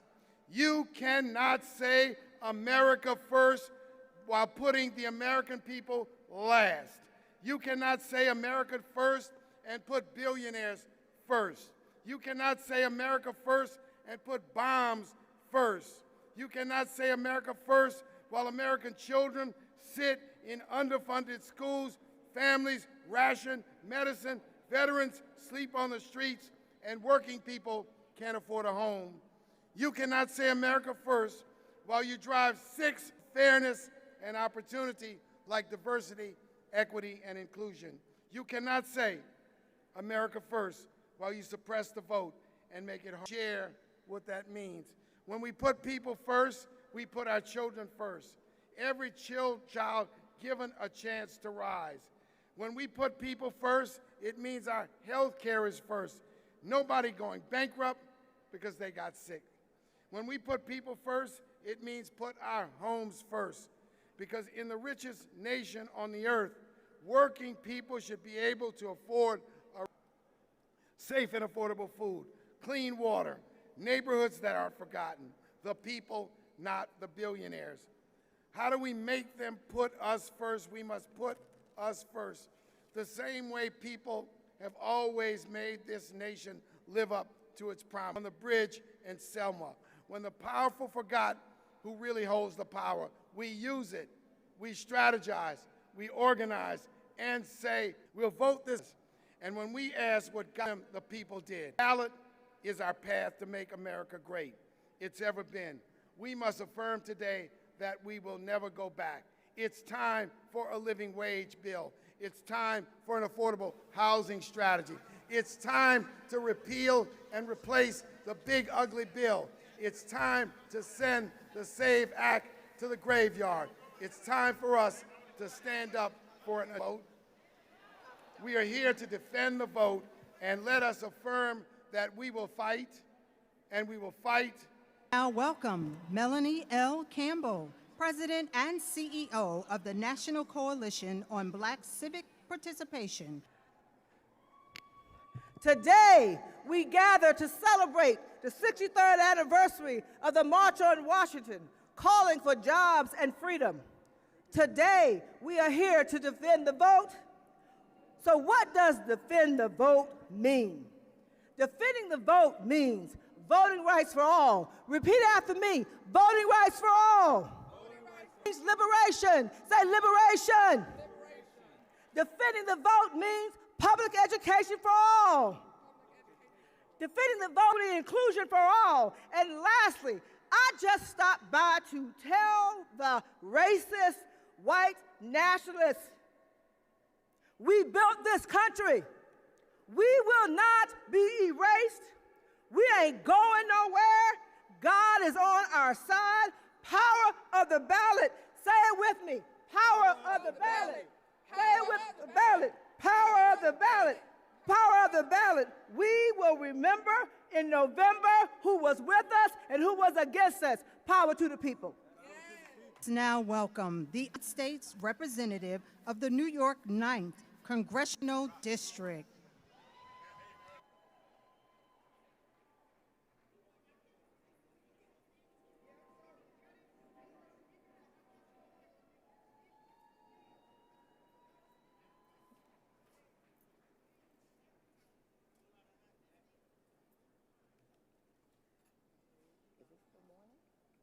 still morning? Is it still morning? Still morning? No, it's afternoon. Good afternoon, everyone. I am Representative Yvette D. Clark, Chair of the Congressional Black Caucus, proudly representing New York's 9th Congressional with you all today at the Lincoln Memorial as we honor the 63rd anniversary of the March on Washington. I am joined by the august body of Sharpton and the National Action Network, as well as Martin Luther King III, Arndrea Waters King, and the Drum Major Institute for carrying is a call to action. Action. It has been 4 months since the Supreme Court gutted the Voting Rights Act of 1965, opening the door to a coordinated attack on the black political power and fair representation across the South. Since the Calais decision came down, Republicans across the country have wasted national maps in their mid-decade redistricting scheme to seize our power. As we speak, extremist MAGA Republicans at the local of their right reduced in states around the country with the aim of closing polling locations and imposing stricter voter ID requirements. Right now, Republicans in Congress are fighting to jam through voter suppression legislation like the so-called Save America Act and the Voter ID Act. But we won't let them do that, will we? We won't let them do that, will we? And just in the past few days, the Supreme Court dealt us another blow, clearing the pathway for Donald Trump to reach an outright power grab. It is about silencing black voices, dismantling majority black districts, and rigging the map in the alarm as the Voting Rights Act was chipped away. Not since Jim Crow, and we are not back. And every progress in this nation tried to leave behind, and ultimately won through the blood. And we are being to our colleagues, hoses in jail cells, so that us is not of the future of American democracy. We have time and to anyone who believes that they are mistaken. A setback is just an opportunity for a comeback. And we have no intention of allowing, it is already beginning. Ballots are coming in the mail to suppress. We gonna win, y'all. That is the legacy that we've inherited. And together, we will win. Let us get ourselves. Democratic Leader, United States Representative. Good afternoon, Reverend Sharpton. As we commemorate ahead, we certainly have come a long times in this country right now. Reckless and costly war of choice raging in the Middle East, a Supreme Court that's out of control. Black unemployment is up, black homeowners all throughout the South. Challenging time. Rest right now, here in the United States of America, the question is, which direction will we choose? We want to move America forward. The extremists are trying to turn back the clock. We're working hard to bring people together. The extremists are tearing the country apart. We believe in truth and reconciliation. The extremists want to erase our history, but black history is American history. Our story will never be erased. Come on. That's right. That's right. And so we come today in the spirit of Frederick Douglass. We come today in the spirit of Sojourner Truth. We come today in the spirit of Jackie Robinson. We come today in the spirit of Rosa Parks. We come today in the spirit of Martin Luther King Jr. We come today in the spirit of Muhammad Ali. We come today in the spirit of Fannie Lou Hamer. We come today in the spirit of Adam Clayton Powell Jr. We come today in the spirit of Shirley Chisholm, and we come today in the spirit of the great John Lewis, because it's time for us to get into some good trouble. Yeah. Necessary trouble. Good trouble. We fight for liberty and justice for all. We fight for equal protection under the law. We fight for free and fair elections. We fight for work, wages, and wealth creation. We fight for jobs and freedom. We fight for racial justice. We fight for economic justice. We fight for social justice. We fight for civil rights. and we fight to pass the John Robert Lewis Voting Rights Advancement Act so we can end the era of voter suppression in the United States of America once and for all. So let's continue to show up, to stand up, and to speak up, to make this country the best version of herself. And when we do, together, I'm confident that we will win the day, win the week, win the month, win the year, win the hearts and minds of the American people, and then on November 3rd, win back control of the United States House of Representatives so we can end this national nightmare and continue our march toward a more perfect union. God bless you. Yes, yes. Let us now welcome Reverend Siobhan Arline Bradley, President and CEO of the National Council of Negro Women.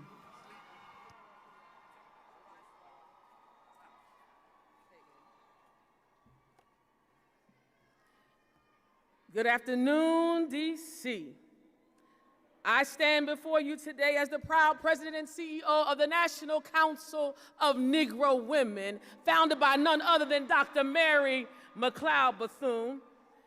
Standing before you in the spirit of the iconic Dorothy Irene Height, who 63 years ago today stood on these steps in this proud moment in American history. Now, the only woman's voice that day was the melodic voice of Mahalia Jackson. But although Dorothy didn't have a microphone on stage, she built a movement in the streets. A movement of black women who still stand and understand this assignment. The assignment fostered by Bethune's boldness, Dorothy's dedication, and Rosa's resistance. That NCNW is still here. Black women, we are still here. And now we've got the microphone. Because the work is not finished yet. My brothers and sisters, we find ourselves once again having to defend the most fundamental right of our country. And for this, we've gathered on this sacred ground where our ancestors called us to continue. Now, Dr. Height understood something that we understand today, that a march cannot be the end of a movement. So the simple question we have for you today is, after the march, then what? After the speeches, then what? After the signs come down and we leave D.C., what are we going to do? Well, I can tell you what black women are going to do. We're going to organize. We're going to mobilize. We're going to educate. We're going to activate. We're going to demonstrate. And most of all, we're going to agitate this country. And I'm proud to announce this. With the partnership of the Black Women's Leadership Collective, we are going to register 1 million new black voters by 2028 to get ready for both elections. And we will do this through Power Up, Ready to Vote, because protecting democracy requires more than just telling somebody to go vote. We'll be preparing you for your precincts, making sure that every black voter knows where to vote, what time to vote, and how to vote. We're going to work to overperform at the polls, where every eligible high school senior, every first-time voter on a college campus or in community knows where to go. And we're going to knock on doors in every district where families live, worship, and play until we can't knock anymore. And when somebody tries to suppress you, when someone tries to intimidate or confuse you, we will stand in the face of our enemy to say, no weapon formed against this movement shall ever prosper. And as I close, don't confuse progress with permanence. You see, rights that have been fought for can be weakened. Protections that have been won have already been taken away. But my brothers and sisters, we are that generation, that the ancestors dreamed of, that generation that benefited from the backs of those through chattel slavery. We are that generation with young people behind us ready to step up and show out. So when the history asks a question, what did we do when voting rights were threatened? What did we do when they attempted to stop us? Let the record reflect. Black women stood up. Black brothers showed up. And black people powered up.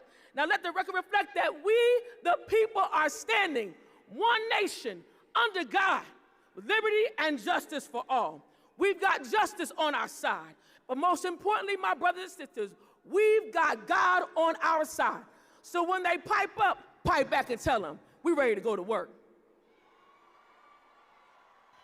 Let us now welcome the Honorable Abigail D. Spanberger, Governor of the Commonwealth of Virginia.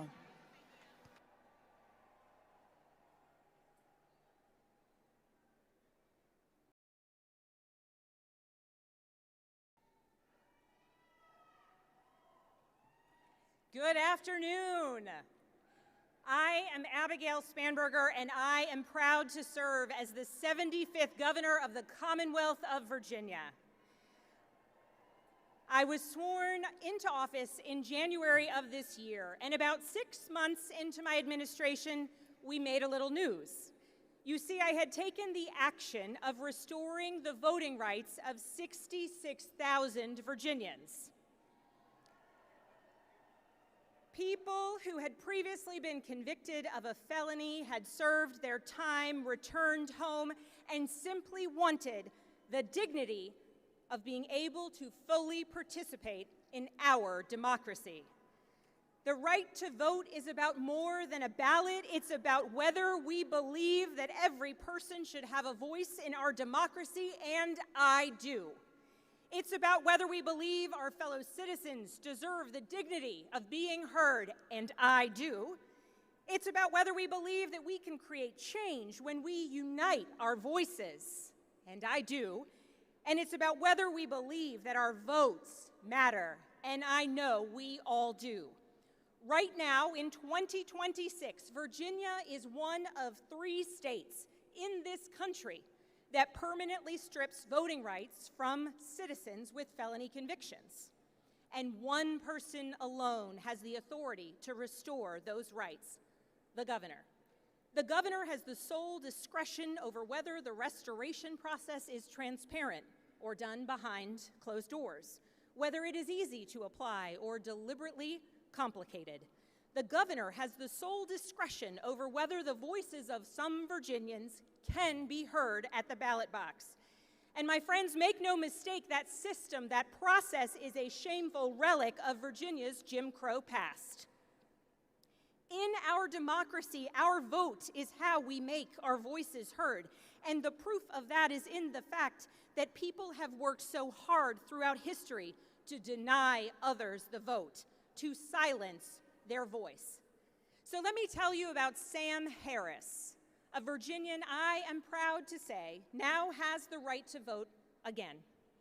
I called him in the days after we restored his rights, and he spoke of his pride in being able to cast a ballot, to use his voice.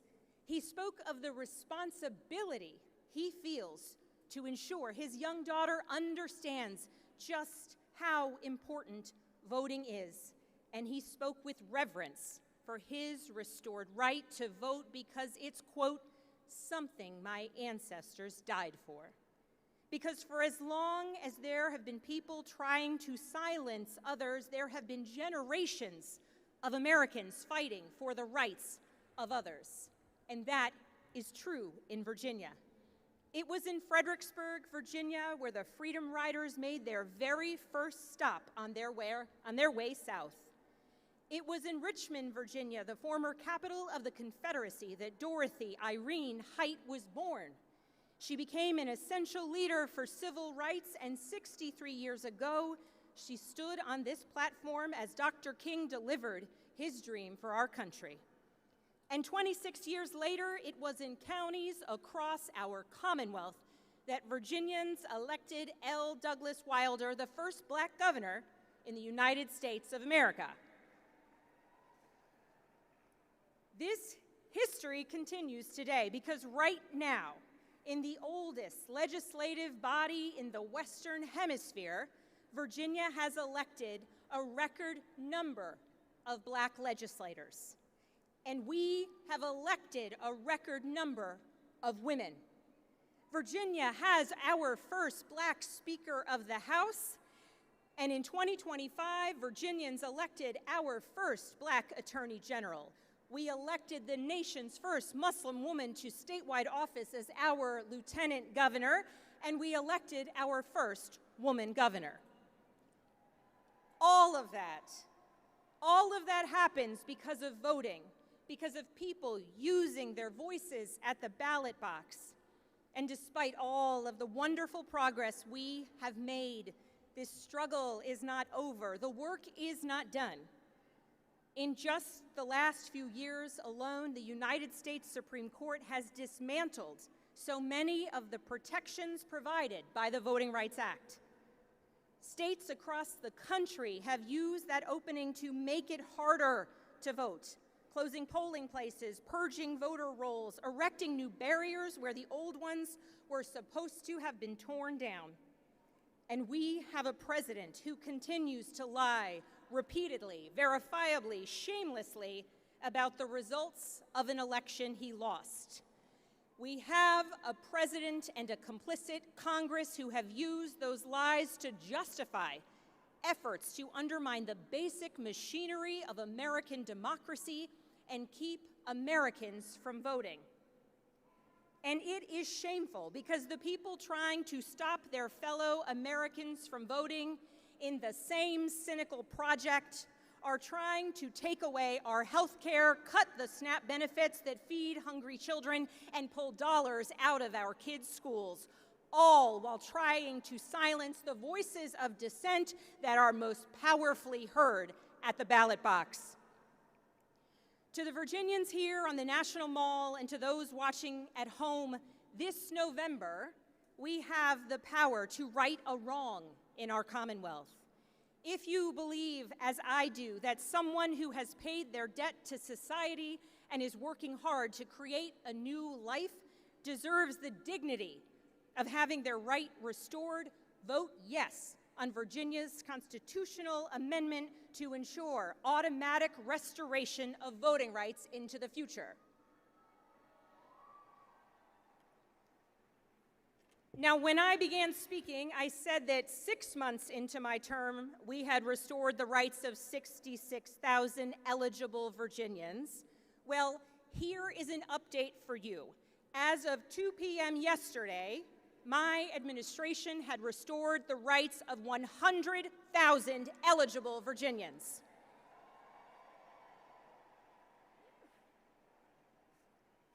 As we leave this place, let us view today's call to action, to organize, to vote, to believe, and even dream as our responsibility to ourselves, to our children, and to our ancestors. So let me ask you, do you believe that every person should have a voice in our democracy? Do you believe our fellow citizens deserve the dignity of being heard? Do you believe that we can create change when we unite our voices? And do you believe that our votes matter? Well then, my fellow Americans, let's vote this November and let's win.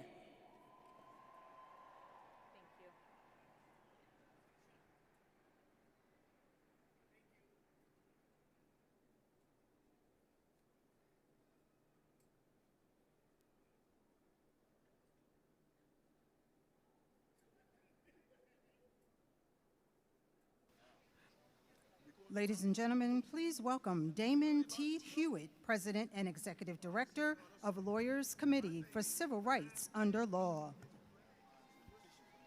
Good afternoon, civil rights. Good afternoon, America. We are here. We've been here. We're going to be here. I am Damon Hewitt, President of the Lawyers Committee for Civil Rights Under Law, an organization founded in that pivotal summer of 1963. Y'all, that was a heck of a summer, a heck of a year. The March on Washington, we lost 4 little girls in Birmingham later that year. President Kennedy was assassinated. Medgar Evers was assassinated in the driveway of his own home. But just days after that, JFK convened leading lawyers from around the country to the White House to get into the game on civil rights. That created the organization I now lead, the Lawyers Committee for Civil Rights. So in 1963, we had elected officials obstructing justice and civil rights. We had black civil rights workers and white allies in fear of our safety and our livelihoods. We had racist elements in government and in the private sector running roughshod over everything we hold dear. That was 1963, but that's also right now. We are in a 1963 moment. We are having our votes suppressed, our voices suppressed, we're being gerrymandered out of existence. The question is, what are we going to do about it? My friends, we cannot just fight back. We also have to fight forward. What got us here will not get us there. At the Lawyers Committee, we fight inside and outside the courts. Litigation, advocacy, policy, working with organizers, because we need all hands on deck to push this fight forward. Here's what I want to leave you with. This election season, but round the clock, round the year, do not take your votes or your voices for granted. Use everything you have in your power to be heard. Register, make a plan, vote. Use the resources like election protection and the 866 I Vote hotline for help. But keep this in mind. All the things they've been trying to do to us, some of them may feel new, some may feel familiar. But this is not the end of our story. Say it with me. This is not the end of our story. If you believe that, if you say that, and you act like you know, then we will fight and we will win. Love you.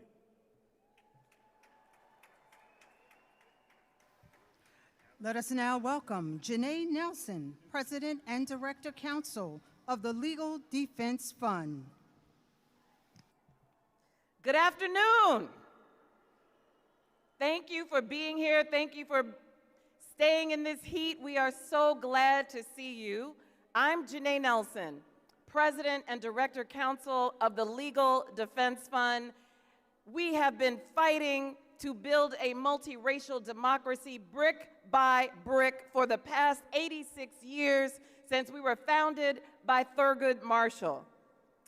Last October, I had the honor to represent Black voters from Louisiana in the Supreme Court to present their vision for an inclusive democracy that delivers for everyone. But in that case, Louisiana versus Calais, that Supreme Court rejected that vision. They rejected that vision in favor of a vision that draws Black voters out of districts, in favor of a vision that makes states that have some of the highest populations of Black people have little to no representation in the halls of power. They adopted a vision that silences Black voices and suppresses Black votes. But you know what? We're here today because we have a whole different vision. And that vision is as clear as the vision that Dr. Martin Luther King Jr. presented 63 years ago when he told us about his dream. Our vision will be real. Our vision is a democracy where we have full and fair access to the ballot, where we have economic freedom, where we have safe food and good health care and access to real jobs. Our vision is for a democracy where power is shared, dignity is sacred, and thriving is the standard for everyone.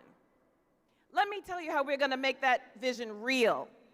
As I want to break it down because every one of us, everyone within earshot has a job to do.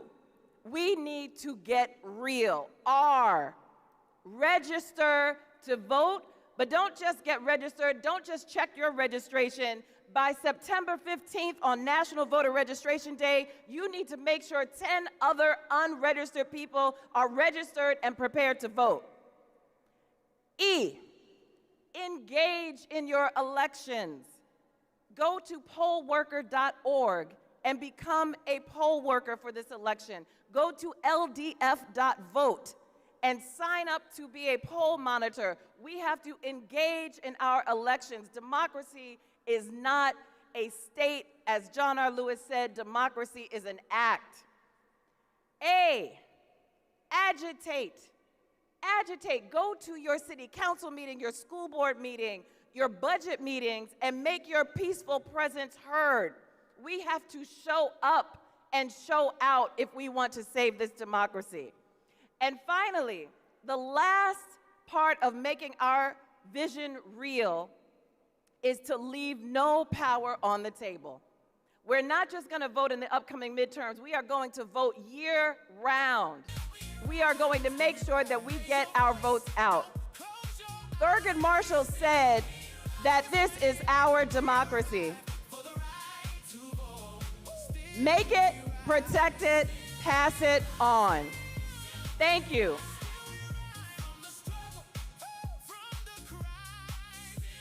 Let us now welcome Yolanda King, Arndrea Waters King, President of the Drum Major Institute, and Martin Luther King III, Chairman of the Board of the Drum Major Institute.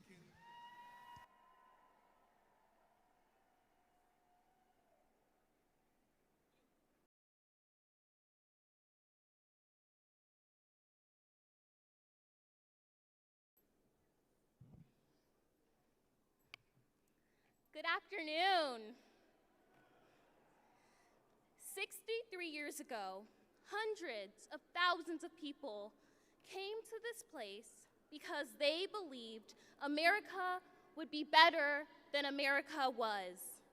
They marched because they had a dream, but they also marched because they had a demand. And today, 63 years later, my generation has inherited both the dream and the demand. So today, I have 3 words for my generation. Get ready, get set, and let's go. Because this is our leg of the race. This weekend, I will be moving into my college dorm. Most of my friends I grew up with, the people I went to school with, laughed with, studied with, stressed over exams with, have already moved into college campuses and started this new chapter of their lives. We are unpacking boxes, meeting roommates, finding our classrooms, trying to figure out where the dining hall is, trying to figure out who we are going to become. But while we are beginning a new chapter in our own lives, America is writing a new chapter too. And my generation has to decide what that chapter will say. Because we are not just going to college to prepare for careers. We are coming of age at a moment when we have to prepare for history. Get ready. My grandfather was 34 years old when he stood at the Lincoln Memorial in 1963 and told America about his dream. I never met him. I never met my grandmother, Coretta Scott King, but I know something they both understood. A dream without work is just a wish. The March on Washington wasn't just one speech. It wasn't just one man, and it certainly just wasn't a day. It was thousands and thousands of ordinary people deciding to do something extraordinary together. People rode buses through the night. People missed work. People risked their jobs. People risked their safety, and some risked their lives. They came because they understood something we still need to understand today. Freedom is not a spectator sport. You cannot watch democracy from the sidelines. You cannot scroll your way to justice. You cannot just repost your way to freedom. You cannot just wait for somebody else to save democracy that belongs to you. Get ready. Recently, I was listening to a podcast with my mother, and Johann Gregory, the son of the legendary Dick Gregory, shared something his father taught him that stayed with him. He said that we have to stop thinking about freedom and justice like a 50-yard dash, or even in a 100-yard dash. This is a marathon run as a relay. Think about that, a marathon run as a relay. That means nobody is expected to run the whole race. My grandfather didn't, my grandmother didn't, John Lewis didn't, Fannie Lou Hamer didn't. Bayard Rustin didn't. Dorothy Height didn't. The countless people whose names we will never know didn't. They ran their leg. They passed on the baton. That is how movements work. That is how democracy survives. Generation after generation, hand to hand, heart to heart, courage to courage. And now the baton is in our hands. Get set. My grandmother used to say that struggle is a never-ending process and that freedom is never really won. You have to earn it and win it in every generation. Well, Grandma, here we are. This generation has arrived. And yes, we have all heard all the things people say about Gen Z. That we're distracted, that we're always on our phones, that our attention spans are too short, that we're too sensitive, that we're cynical, that we don't care. And I don't believe that. I think my generation cares so much that sometimes we don't know what to do with all of it. We have grown up watching school shootings in real time. We have watched children practice active shooter drills before they were old enough to spell democracy. We lived through a pandemic. We watched George Floyd call out for his mother. We have watched wars and human suffering unfold on screens we carry in our pockets. We have inherited a planet of crisis. We have seen hatred amplified by algorithms and lies travel around the world through the truth, before the truth could ever be seen. And we have watched rights that generations before us fought to secure come under attack. So don't tell me my generation doesn't care. We care. The question is whether we will turn that caring into courage, whether we will turn our anxiety into action, whether we will turn our outrage into organizing, whether we will turn our posts into purpose, whether we will turn our fellow followers into fellow citizens, and whether we will turn our generation into a movement. Get set, because we have work to do. We will be the generation that protects the right to vote. We will be the generation that refuses to accept gun violence as normal.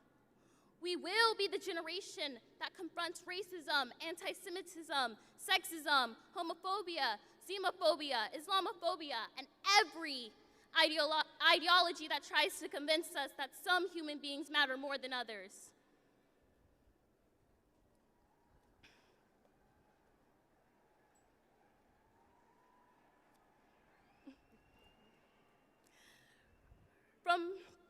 From a young age, my parents have always taught me the power of affirmation.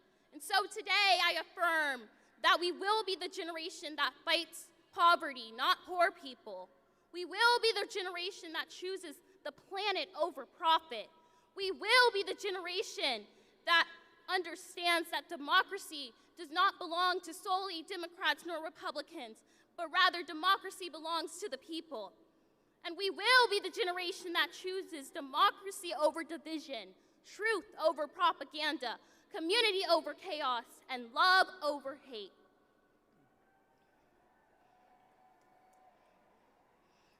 And when I say love, I don't mean the sentimental love, not the passive love, but rather the love that is powerful, the love that is disciplined, the love that is courageous, the love that refuses one to succumb to hatred, the love that organizes, the love that votes, the love that marches, the love that serves, and the love that shows up.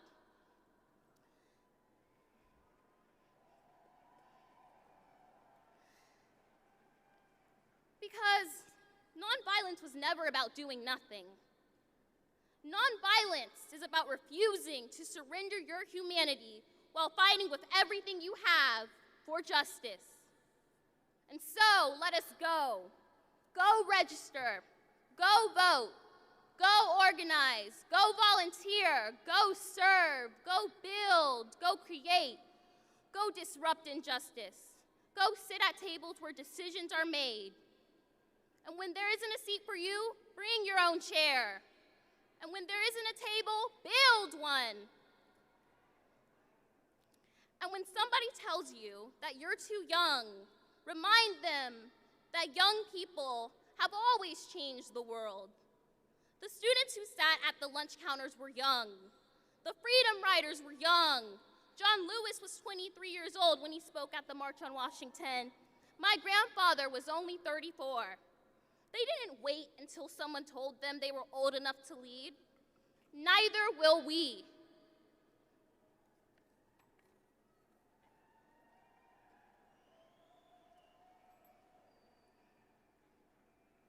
I do believe that we will be a great generation, but being a great generation is not something we get to declare. It is something we have to prove. We prove it by what we build. We prove it by who we protect.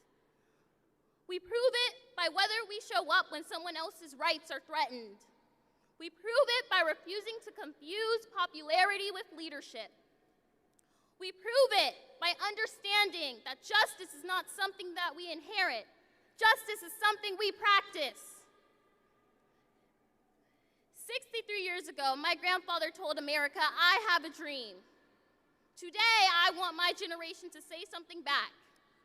We hear you. We know the dream was never finished. And we know you were never asking us to simply remember you. You were asking us to continue.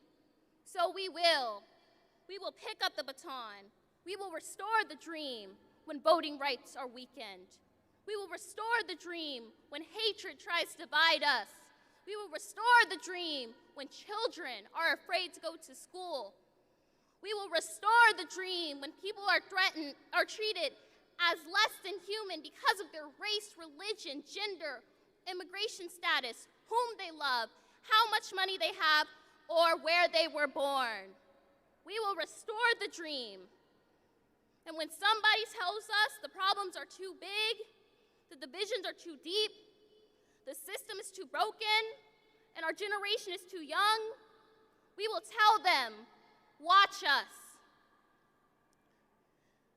Because the people who marched here 63 years ago did not just give us a finished dream, they gave us a baton. And a baton is something you do not just simply frame and hang on a wall, you run with it. So to my generation, get ready. Know your history. Know what was sacrificed for you. Know that freedom was never free. Know and get set.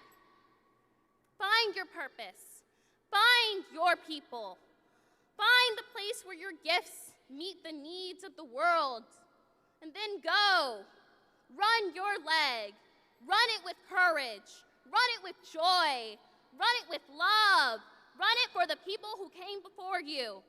Run it for the people running beside you. And run it for the generations we may never live to see. I'd like to close my remarks by a quote that my grandfather once said. He said, "When evil people plot, good people must plan. When evil people burn and bomb, good people must build and bind. When evil people shout ugly words of hatred, good people must commit themselves to the glories of love.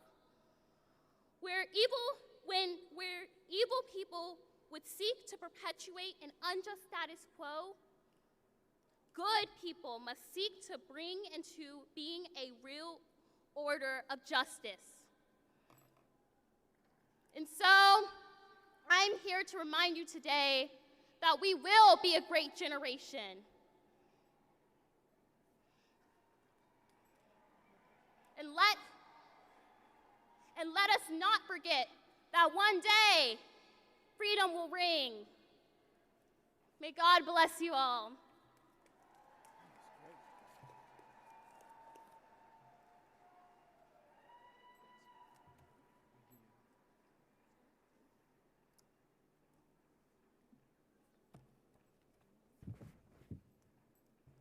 Good afternoon. You know, as we observe this 63rd anniversary, I want to first thank all the parents and those who are teaching our children, because a nation is judged by how it treats its most precious resource. And certainly, our children are our most precious resource. Today, we have the opportunity to know history, because the people that do not remember it are doomed to repeat the mistakes of the past. Unfortunately, we are in the midst of a disgraceful attempt by some politicians to return our nation to the days of unchecked racism, murder, selfishness, and greed. On March 31st, 1968, my father, Martin Luther King Jr., delivered his final sermon at the Washington National Cathedral, entitled Remaining Awake Through a Great Revolution. For those of you who are not familiar with that story, it's about a man named Rip Van Winkle who fell asleep for 20 years and didn't recognize what had transpired during his nap. In that message, Dad stated, the real tragedy of the tale wasn't that Rip slept for 20 years. The tragedy was that he missed the opportunity to affect change in his community during a major transition from King George to President George Washington. Well, it's now 2026, and we have dictator wannabes who try to minimize, with a silly focus on semantics, the vital importance of our being aware or awake, if you will, to the many unjust and inhumane changes taking place now and over the last 20 years.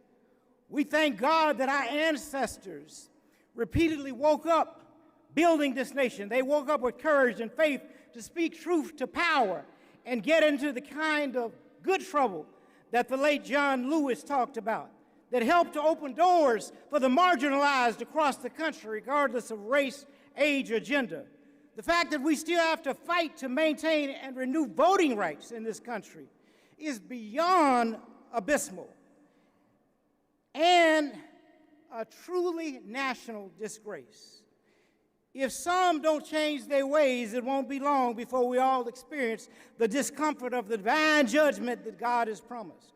If we turn back to Him with obedience and to His will, to God's will, mercy and grace can indeed protect and keep us from killing one another.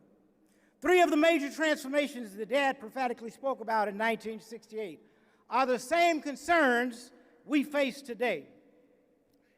We have a technology revolution driven by automation. We have data centers and driverless cars, but minimal support for local farmers, certain school systems, military veterans, poor neighborhoods, senior citizens, and single parents. We need to be asking, what is wrong with us? We are much better than the behavior we are exhibiting. Secondly, he said that we have a weaponry revolution that includes the ability to annihilate one another from the world. And many times over, if we fail to seek God's wisdom to lead with love. My mother, Coretta Scott King, said that nonviolence is really the only credible response to the violence that we are seeing around the world. She was right about it both then and now.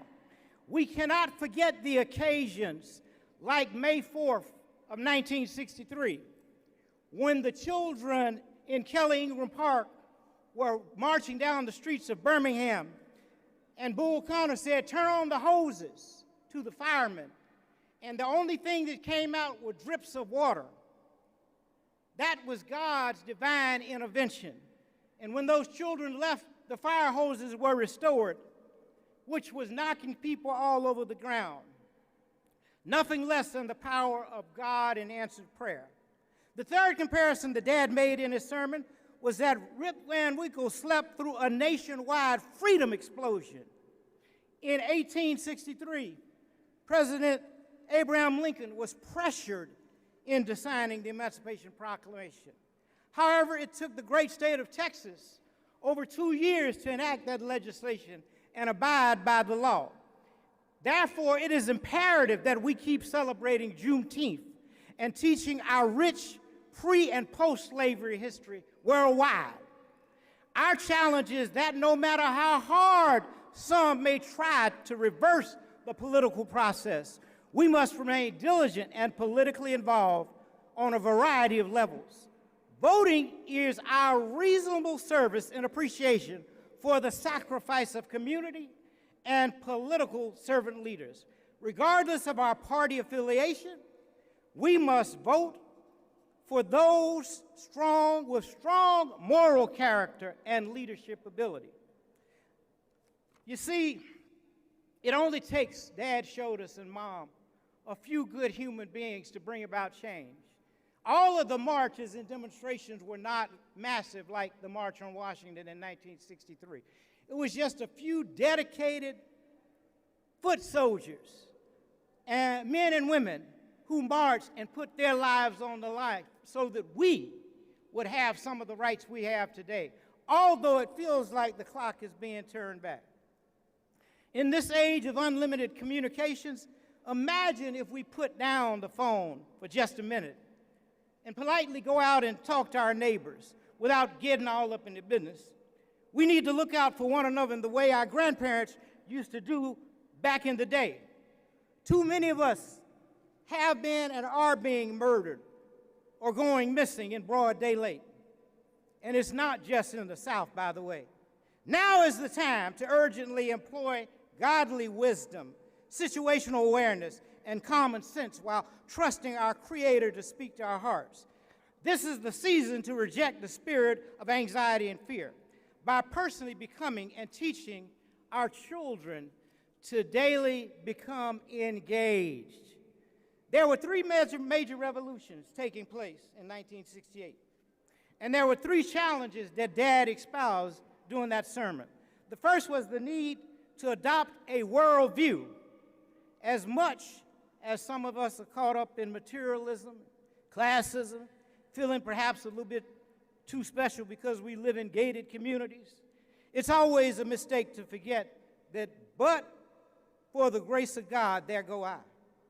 All of humanity, indeed, is tied in a single garment of destiny and karma regarding how we treat one another, including the humanity of immigrants, is real. There's a saying, the chickens have so-called come to roost from time to time on one occasion or another because of the seeds that America has sown around the world. But to walk humbly before God, to show the kind of wisdom and love for humanity that would cause God to be pleased with all of us. The second thing Dad called for was an end to racism and poverty. Over 63 years ago, yet here we are in 2026, fighting the same calculated plan to economically disadvantage black and brown people educationally, limit the sharing of our rich pre- and post-history, address the persistent home training of young children, because some of them are becoming future racists based on fear and a false sense of superiority. I won't bother here to fully address it all, but address the madness of those who are so full of low self-esteem that they have a kind of coon alert put on them.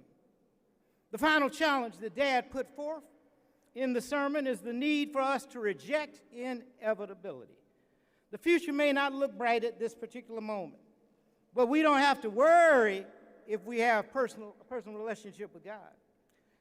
Don't worry, certainly we have to pray. We have to watch, pray, and act, in fact, and that's what this is about. Not just watching and praying, but acting.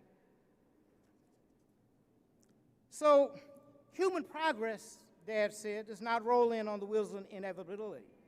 It requires the tireless work of dedicated people of all races willing to stand up for justice, like Medgar Evers did, like Malcolm X did, like Julian Bond did, like so many other nameless individuals did. Dad used to call them foot soldiers. Reverend C.T. Vivian got knocked to the ground for refusing voting rights, but he immediately got back up and said, "We're going to register today because this is our God-given right." Fannie Lou Hamer used to talk about she was sick and tired of being sick and tired, and so many of us may be that, but she never gave up. And many congresspersons, the late, great Shirley Chisholm, Congresswoman today, Auntie some call her Maxine Waters, many courageous people, Al Green, who's leaving Congress, epitomizes courage every day, and many other fearless and elected appointed officials. Claudette Colvin, don't know if you remember the name, but Claudette Colvin refused to give up her seat on the Alabama bus at 15 years old because she said history had glued her to the seat. This courageous young girl was arrested and labeled a juvenile delinquent several months before Rosa Parks was arrested. Just brilliant when you think about it. In 1967, my father asked a question in his last book, where do we go from here, chaos or community? Dad told us that the ultimate measure of a man and a woman was not where you stand in times of comfort and convenience, but where you stand in times of challenge and controversy. On some questions, cowardice asks, is a position safe? Expediency asks, is a position politic? Vanity asks, is a position popular? But that's something that embedded deep in our souls asks, is a position right? We must take those positions that may not be safe, that may not be popular, that may not be political. But God knows we must take them because our consciences are telling them they are right. We still have to refuse hatred and violence in favor of what he called the high plane of dignity and discipline.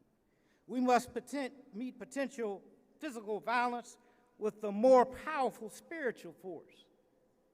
And then we got to wipe out those triple evils of poverty, racism, and violence. I never thought I'd live in a time where companies and a human being had accumulated over $1 trillion. And yet not one of them has said we're going to dedicate some of these $1 trillion to wipe out poverty. We could, if we chose to, wipe it out tomorrow. But the nation is not choosing that. We have to stand up and demand the things that are good, just, and right for all people. So I say to you in closing, and as I close, I got to recognize my classmate who has done so much in the film and television industry over the years, my classmate from Morehouse College of 1979, Brother Spike Lee. I got to say, always good to see Brother Spike Lee. But I say to you, don't get tired. I know we are tired. I know we are beat down. I know we don't know what else to say or do, but I am no ways tired. Why? Because we come much too far from where we started. You see, no one ever told any of us that our roads would be easy. But what I know is our God did not bring any of us this far to leave us. Thank you, and God bless you.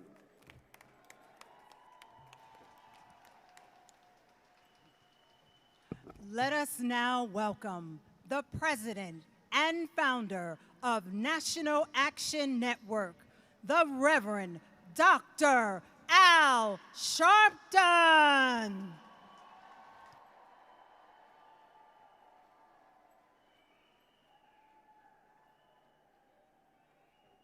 No justice, no justice, no justice. All right. Let me say that as we have gathered here today, by the thousands, I'm looking all under the trees and all of you that have come, many far, some near. 10 buses left Houston, Texas.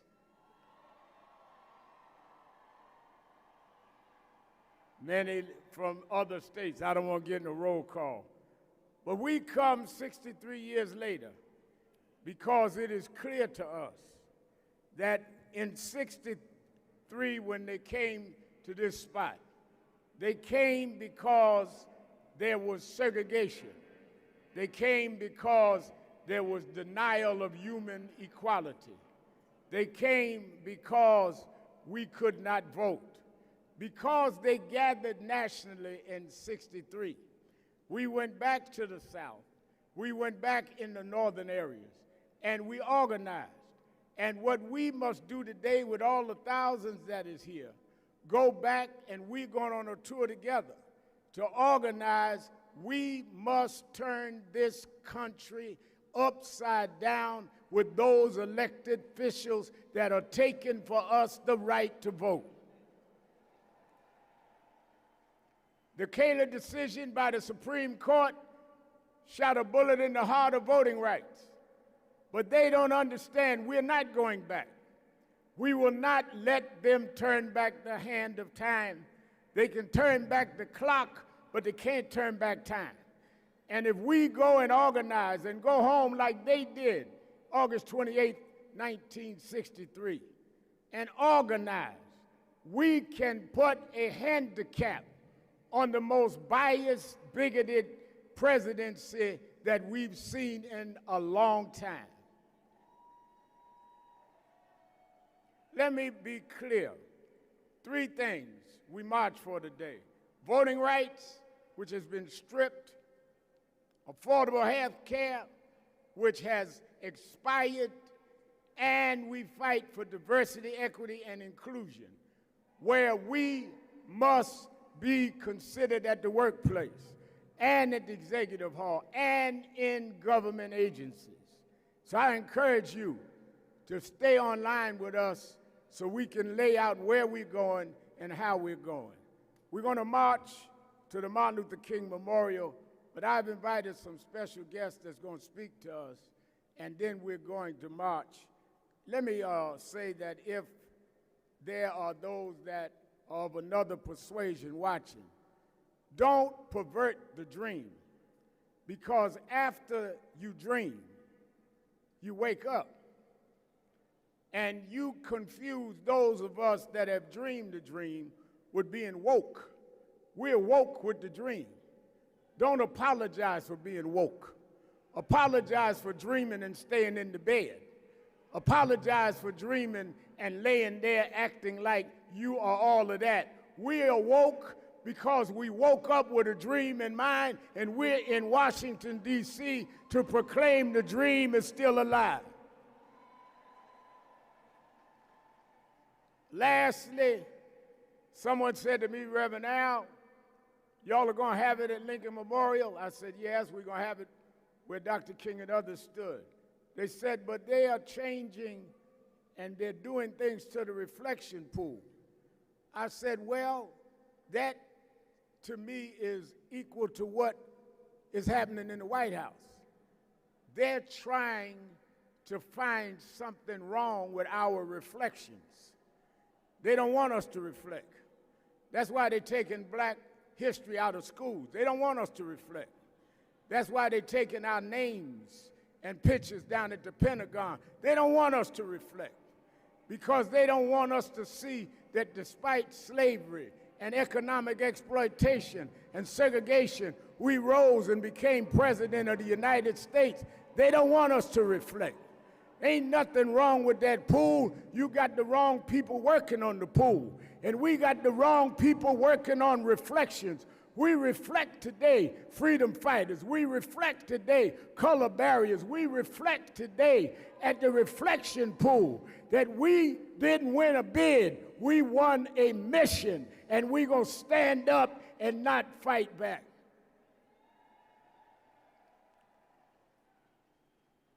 Let me bring first a man that has fought this fight, who has stood for progressive politics when it wasn't popular. In 1984, he supported Jesse Jackson for president, and now he is one of the key figures in American political life. He wanted to be here with us, and I wanted him to have words for us from the state of Vermont. Senator Bernie Sanders.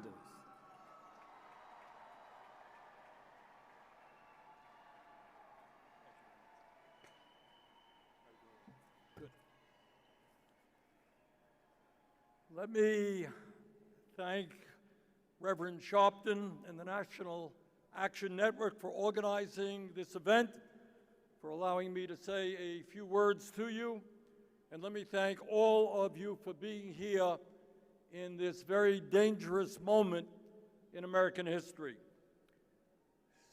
63 years ago, 250,000 Americans descended upon this very location for what is now recognized as one of the most significant events in the modern history of our country, the March on Washington for Jobs and Freedom.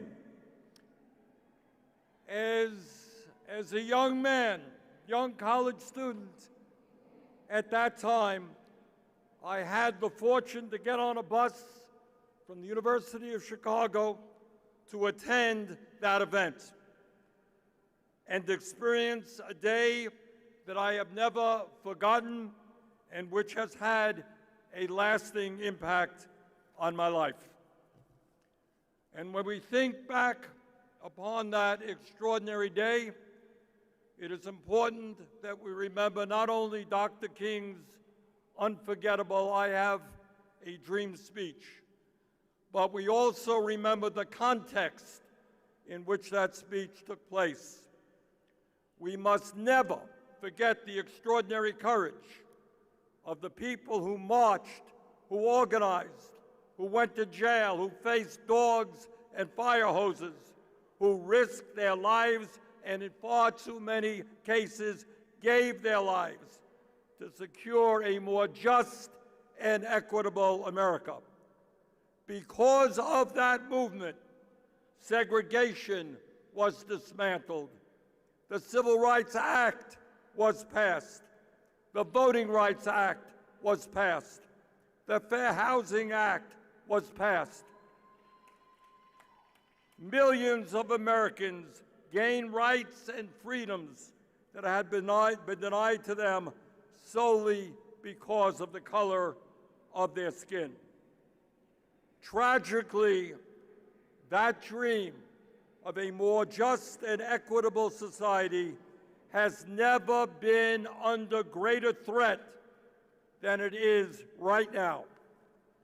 Today, we have a president who, along with the Supreme Court members he appointed, is carrying out the most significant assault on voting rights since segregation, targeting virtually every aspect of the electoral system.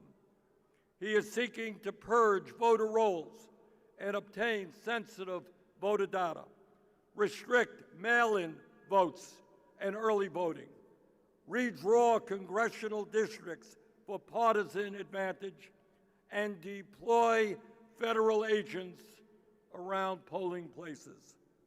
He has undermined faith in American elections by falsely claiming that he won the 2020 election, and he goes around the country claiming that there are hundreds of thousands of undocumented immigrants who vote in our elections, which is an absolute lie. Bottom line, Donald Trump is an authoritarian who is deliberately trying to destroy faith in American democracy, create confusion, sow mistrust in our elections, and make it harder for Americans to vote. But Dr. King's dream is under threat in other ways as well. Dr. King understood that political freedom and economic freedom are inseparable. And that is why the March on Washington was not simply a march for voting rights, as enormously important as that was. It was the March on Washington for jobs and freedom.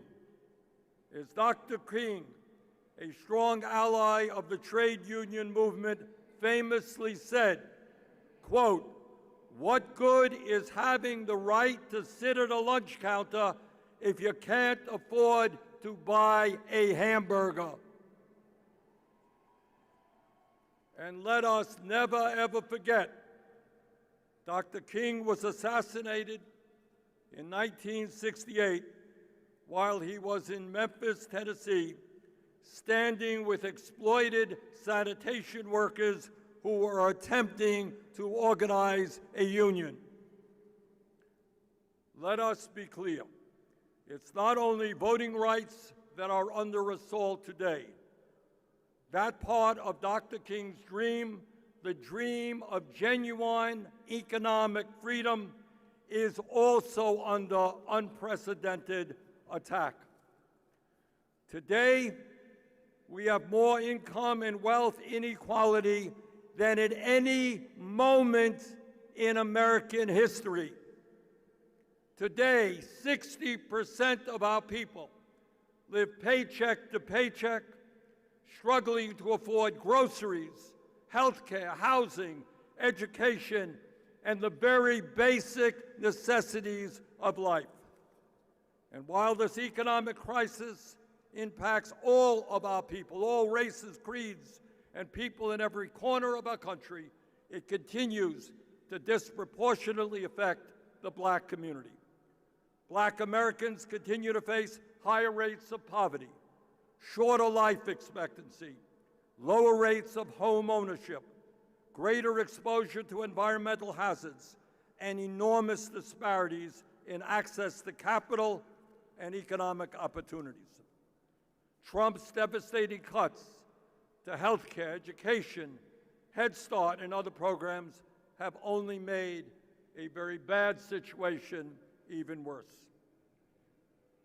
My friends, 63 years ago, Dr. King stood at this location and inspired all Americans, people of every color, every religion, every background, to stand together in the struggle for racial and economic justice. And as you all well know, the message he delivered back in 1963 is as true today as it was back then.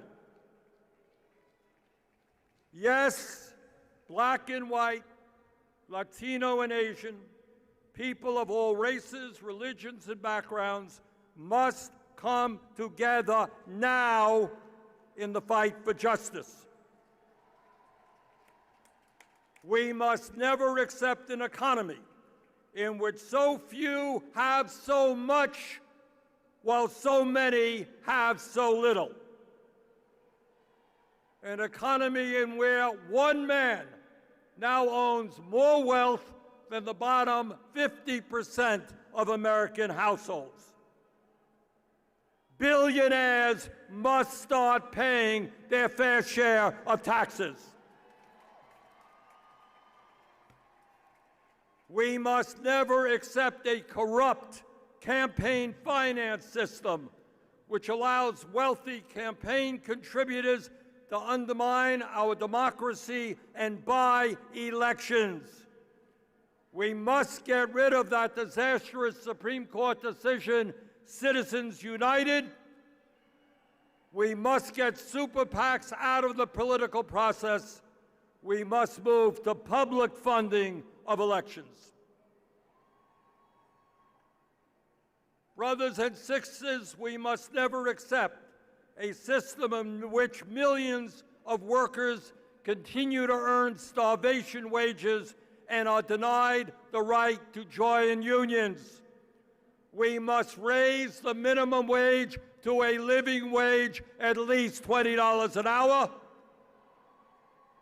And we must pass the PRO Act, making it easier for workers to join unions. We must never accept a health care system designed to make huge profits for the insurance companies and the pharmaceutical industry. Health care is a human right. We must join every other major country on earth and guarantee health care to every man, woman, and child through a Medicare for all single-payer program. We must never accept a situation in which a handful of big tech oligarchs push their AI agenda down the throats of the American people, threatening millions of our jobs, our privacy rights, the mental health of our children, and the very future of humanity. AI and robotics must work for all of us, not just some of the richest people on earth.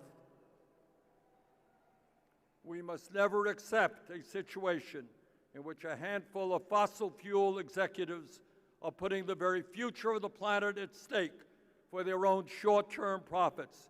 We must create millions of good-paying jobs by transforming our energy system away from fossil fuel and toward energy efficiency and sustainable energies. Brothers and sisters, the people who marched on Washington in 1963 understood real change does not come from the top on down, it comes from the bottom on up. It comes when ordinary people organize. It comes when black and white, Latino, Asian American, Native American, and immigrant communities stand together. The March on Washington and the movement behind it changed the course of American history. And now it is our turn. Let us go forward together. Thank you all very much.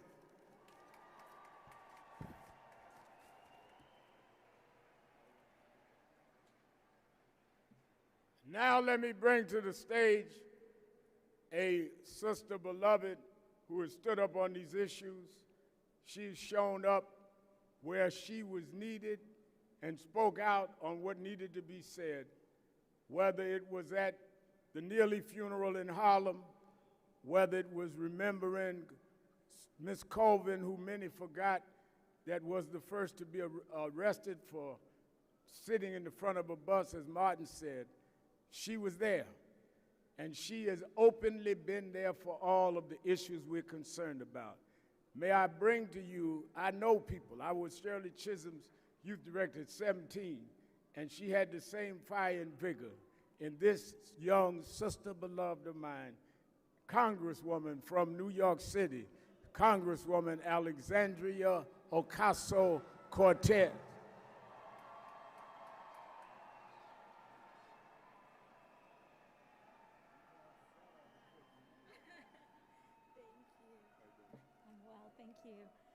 Good afternoon, everyone. How are we doing today?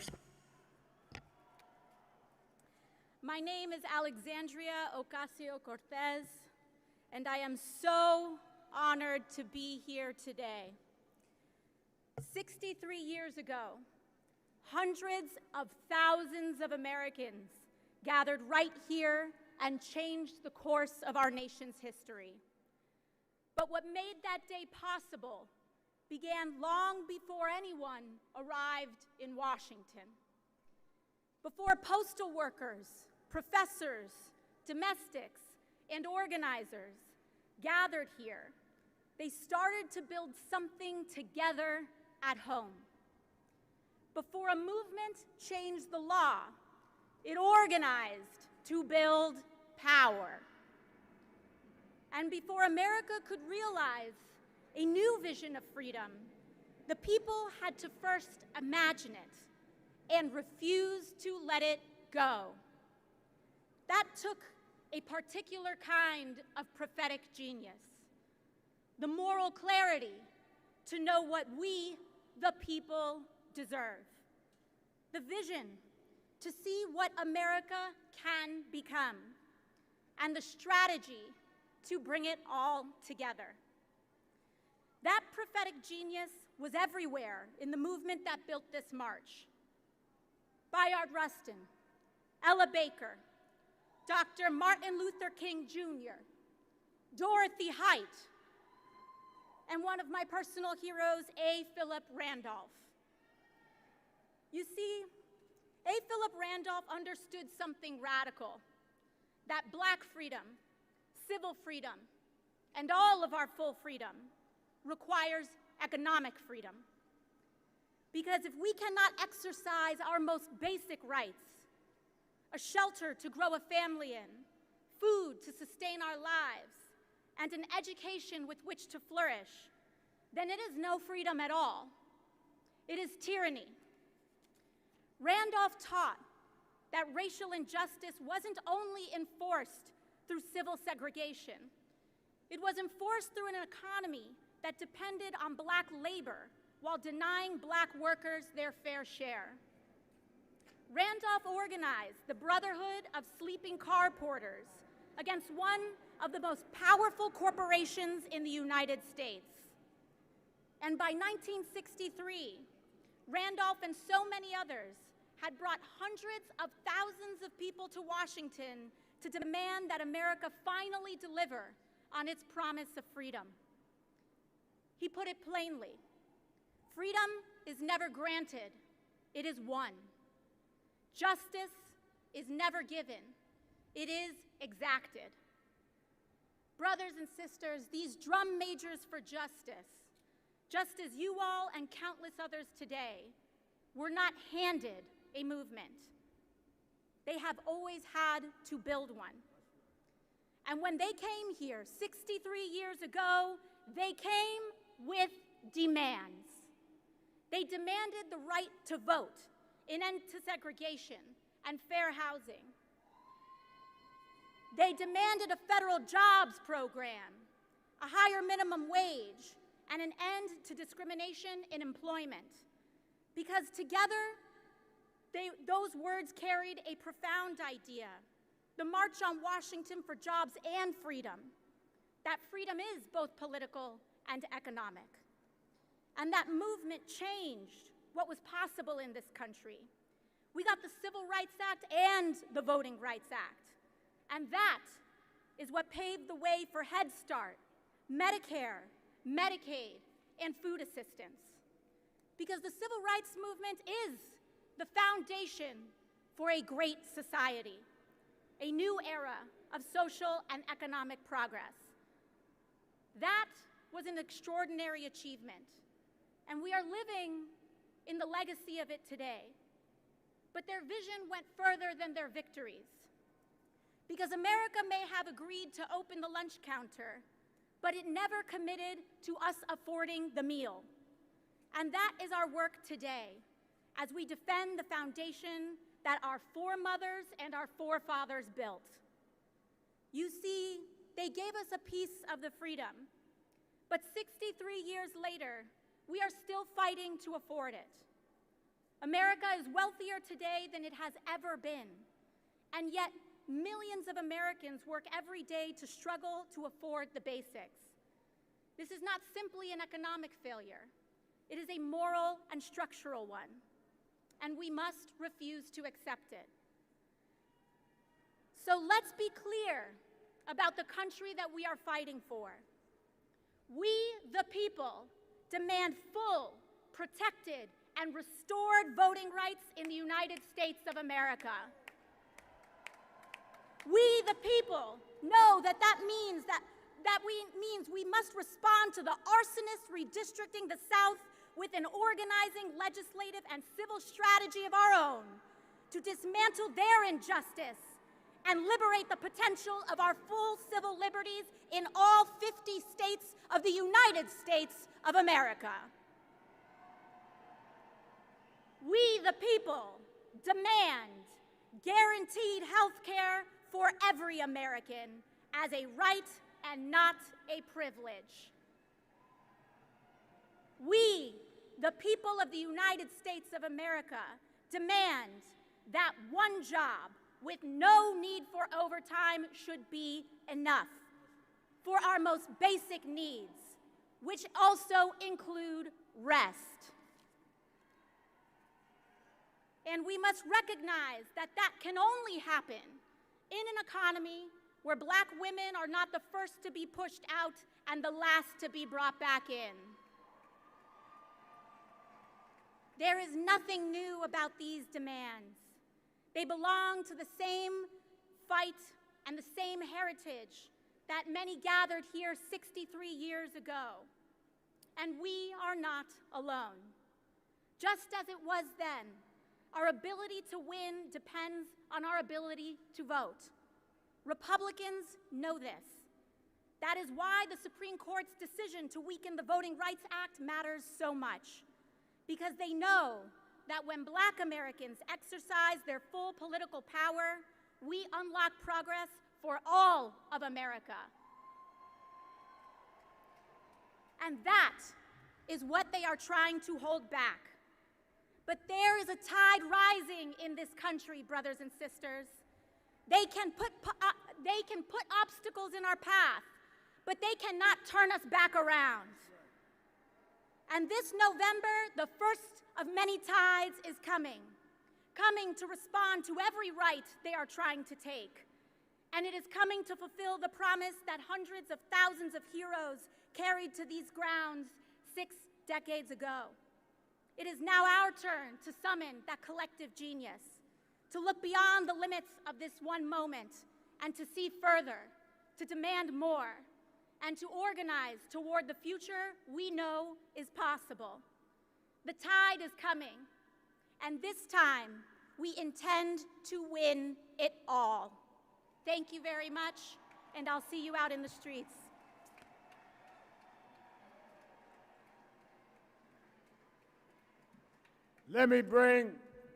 We're winding down. Are you ready to march? Are you ready to march? All right, let me bring to the stage someone that not only today wouldn't have happened without the movement for progressive political empowerment, labor rights would not have happened to the degree it did and the degree it continues to be without the president of the American Federation of Teachers, Sister Randi Weingart.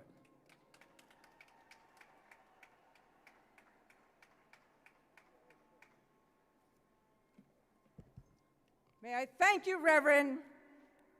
Are we ready to march? So I'm honored to be here today as the AFT was 63 years ago at the March for Justice and Freedom. In 63, we fought for jobs and freedom. We fought for the vote for all. But now, 63 years later, as so many speakers before me have said, we are fighting to defend the vote because the vote is a basic human right, because the vote is how we make democracy work, because the vote is how we make sure that the economy works for working people. Are you with me? Voting is a vehicle for strengthening public schools. Voting is a vehicle for workers getting a break. Voting is a vehicle for us getting decent health care, for us having pensions, for one job being enough. Voting is the vehicle for freedom, the freedom to provide what our families need, the freedom to go to college without crushing debt, the freedom to have our aspirations expanded, not denied. So this is my question, as the time is late and I'm cutting my speech short. A lot of people don't think their vote will change anything. They don't see democracy working for them. Imagine if our forefathers and foremothers said nothing was going to change. Imagine if they didn't fight Jim Crow. Imagine if they didn't fight slavery. Imagine if they didn't fight for a better life. We have to be evangelists for our communities, for voting, for people in our lives. The people in our lives, their dreams matter. They matter. We are not powerless. But this is the point, my friends. We have to vote. We have to get out the vote, and we have to protect the vote. And we have to vote in such massive, overwhelming numbers that the results are clear and convincing, and no one can steal it from us. So, are we going to vote? Are we we going to achieve Reverend King's unfinished dreams? Are we going to achieve our dreams? Are we going to vote so it is the people, not the powerful, who enjoy the bounty of America? Thank you.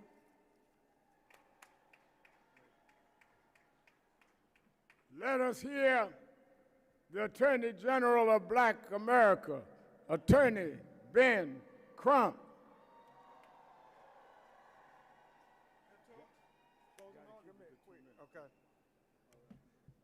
I'm Ben Crump, along with James Carter, President of the National Bar Association, representing the largest association of black lawyers and judges in America and beyond. And it's all of us lawyers standing in tradition of Thurgood Marshall as we remember on this day, 71 years ago, that Emmett Till went missing. And then later we found that he was kidnapped and he was lynched. And now in 2026, we're still fighting in Mississippi for truth and transparency and equal justice under the law for Nolan Xavier Wells. We have to vote for Nolan because he was 18 years old and he never got an opportunity to vote. We have to vote for George Floyd and Breonna Taylor and Trayvon Martin and Ahmaud Arbery. So when I say George Floyd, I want you to say vote George Floyd. When I say Breonna Taylor, I want you to say vote Breonna Taylor. When I say Trayvon Martin, I want you to say vote Trayvon Martin. When I say Ahmaud Arbery, I want you to say vote Ahmaud Arbery. And when I say Nolan Xavier Wells, I want you to say vote Nolan Xavier Wells. I rest my case. Y'all, let's go vote like our children's lives depend on it. Thank you, Reverend Al Sharpton. Let me bring on our closing speakers, the chairman of the board of the National Action Network and the head of the Conference of National Black Religious Organizations and Pastors Grace Baptist Church, Reverend Dr. W. Franklin Richardson.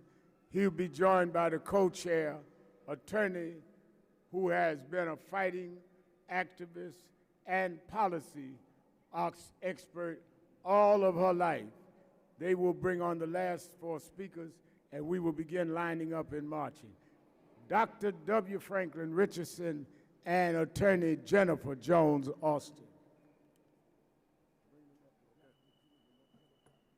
I want to thank our president. Let's celebrate Al Sharpton. Come on. He's made great sacrifices for us to be here and called us together.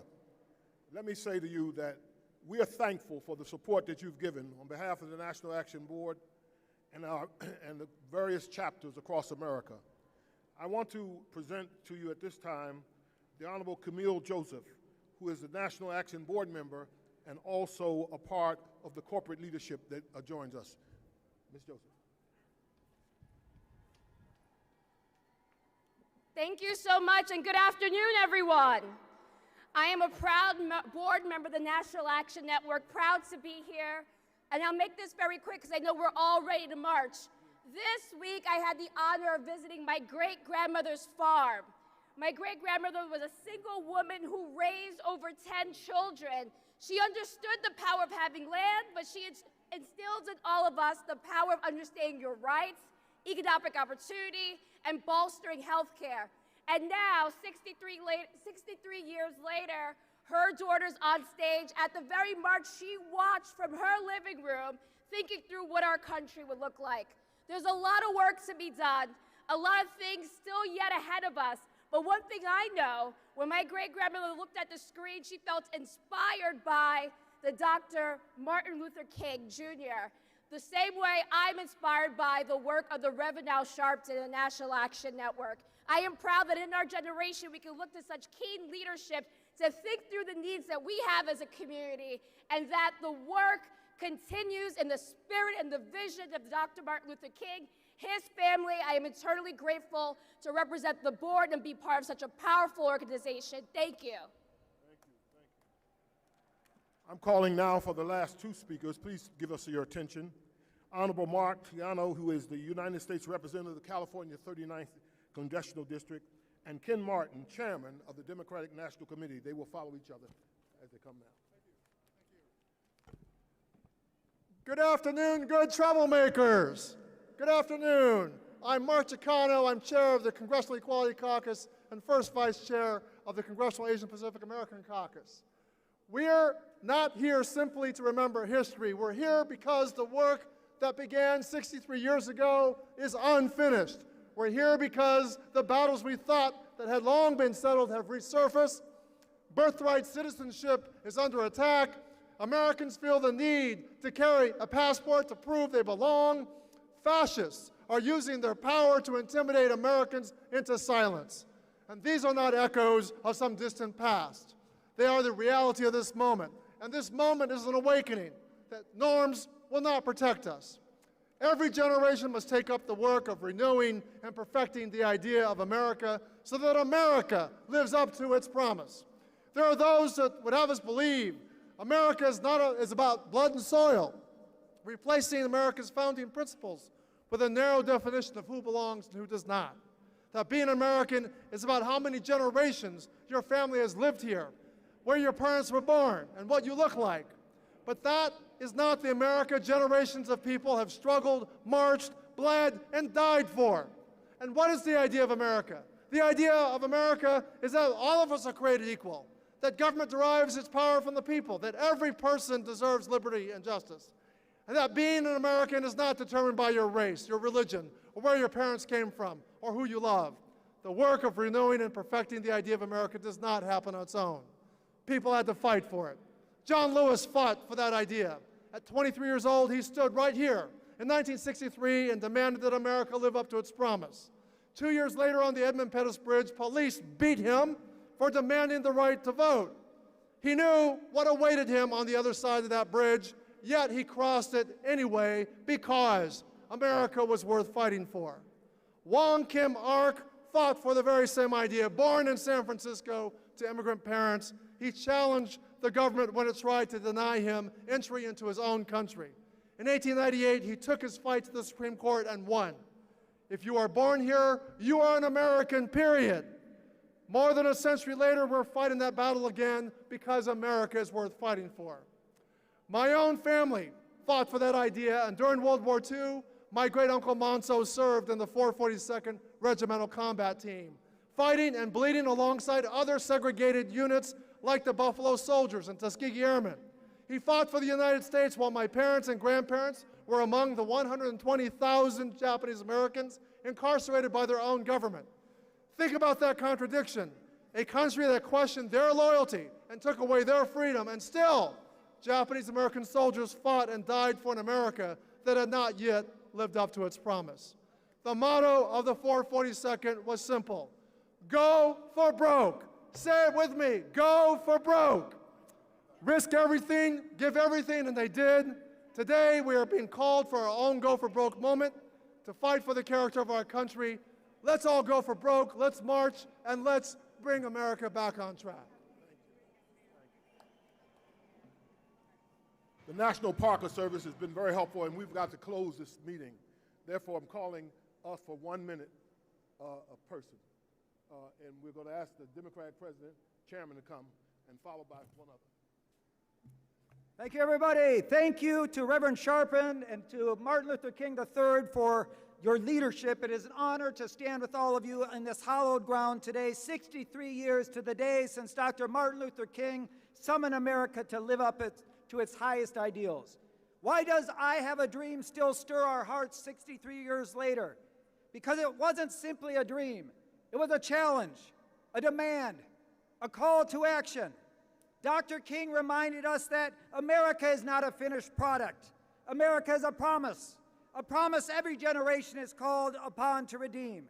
The work of building a more perfect union is never finished, and the responsibility for carrying that work forward belongs to all of us. But for 63 years, there have been politicians, and we know who they are, who quote Dr. King's words while working to dismantle everything he fought for. They talk about judging people by the content of their character while trafficking in hateful rhetoric and pushing harmful policies. They praise the civil rights movement while attacking the very rights that the movement run. And they have gone after the twin pillars of our democracy, voting rights and civil rights. They have made it harder for people to get ahead, of course. So when we see attempts to roll back the Voting Rights Act, what do? We organize, we register voters, we protect the votes. They did not march so we could stand still. They did not sacrifice so we could sit on the sidelines while the rights they want are taken away. So even when we are tired, we keep going. When the road is hard, we keep marching. When they try to divide us, we come together. And when they tell us to give up, we tell them not today, not tomorrow, not ever. Keep organizing, keep fighting. Let's win in 67 days and let's change this country for the better. Thank you so much. Thank you. Let us now welcome Brittany Packnick Cunningham and Bishop Leah Daughtry.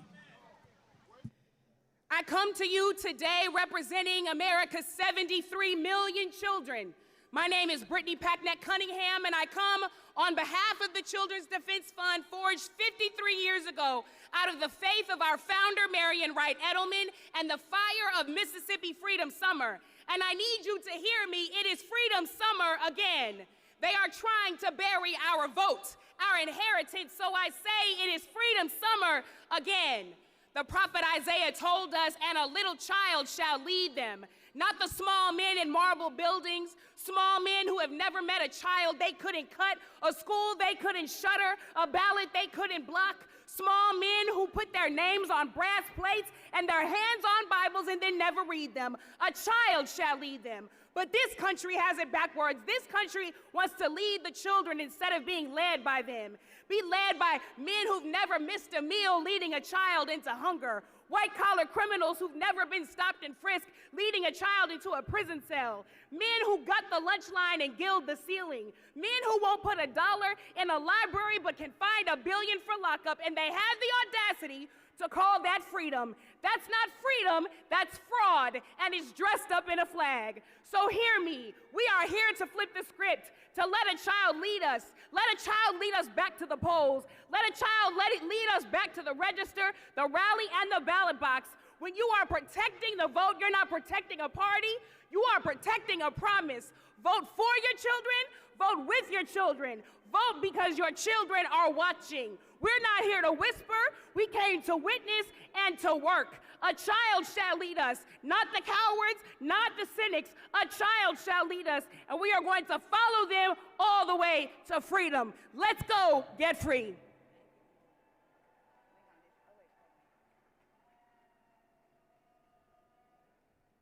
We are getting ready to line up.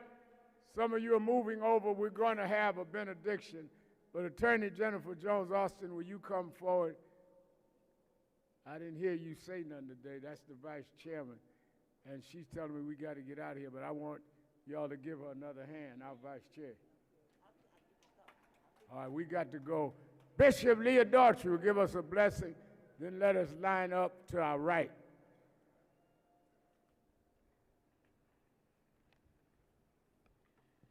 As we prepare to march, let us pray. God of Exodus and Isaiah, God who called us out of bondage and called us to be repairers of the breach, we thank you for this day, for this mall, for these feet that have carried us here just as they carried our mothers and our fathers 63 years ago. Lord, the courts have moved against us.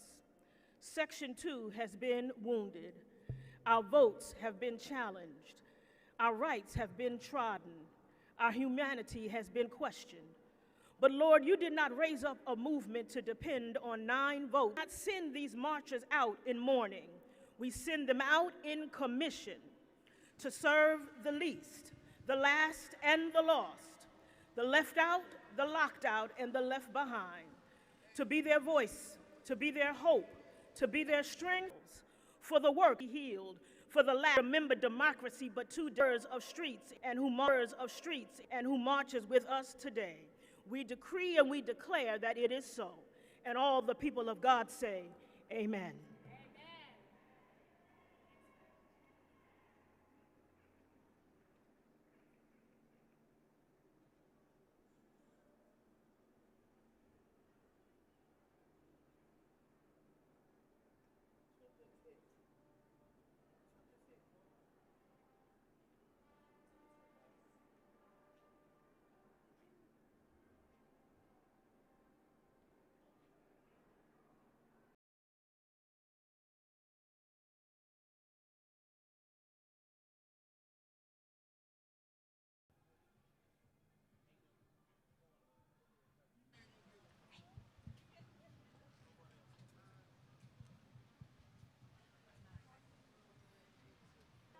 Ladies and gentlemen, your left stage, my right.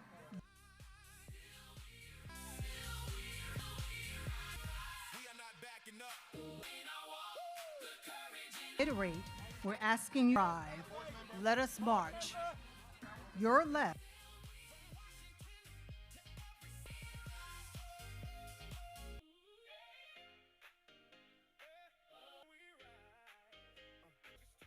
Asking everyone to please line up. Please drive. Let us.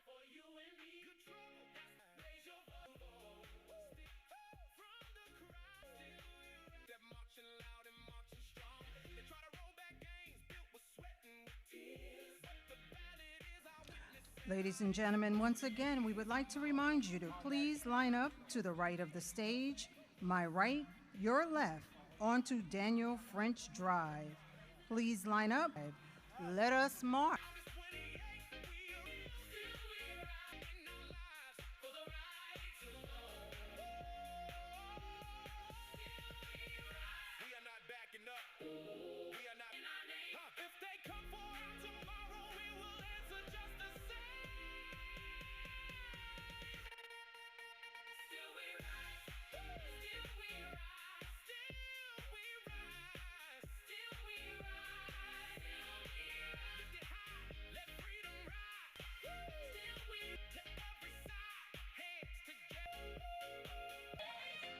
So please line up to the right of the stage.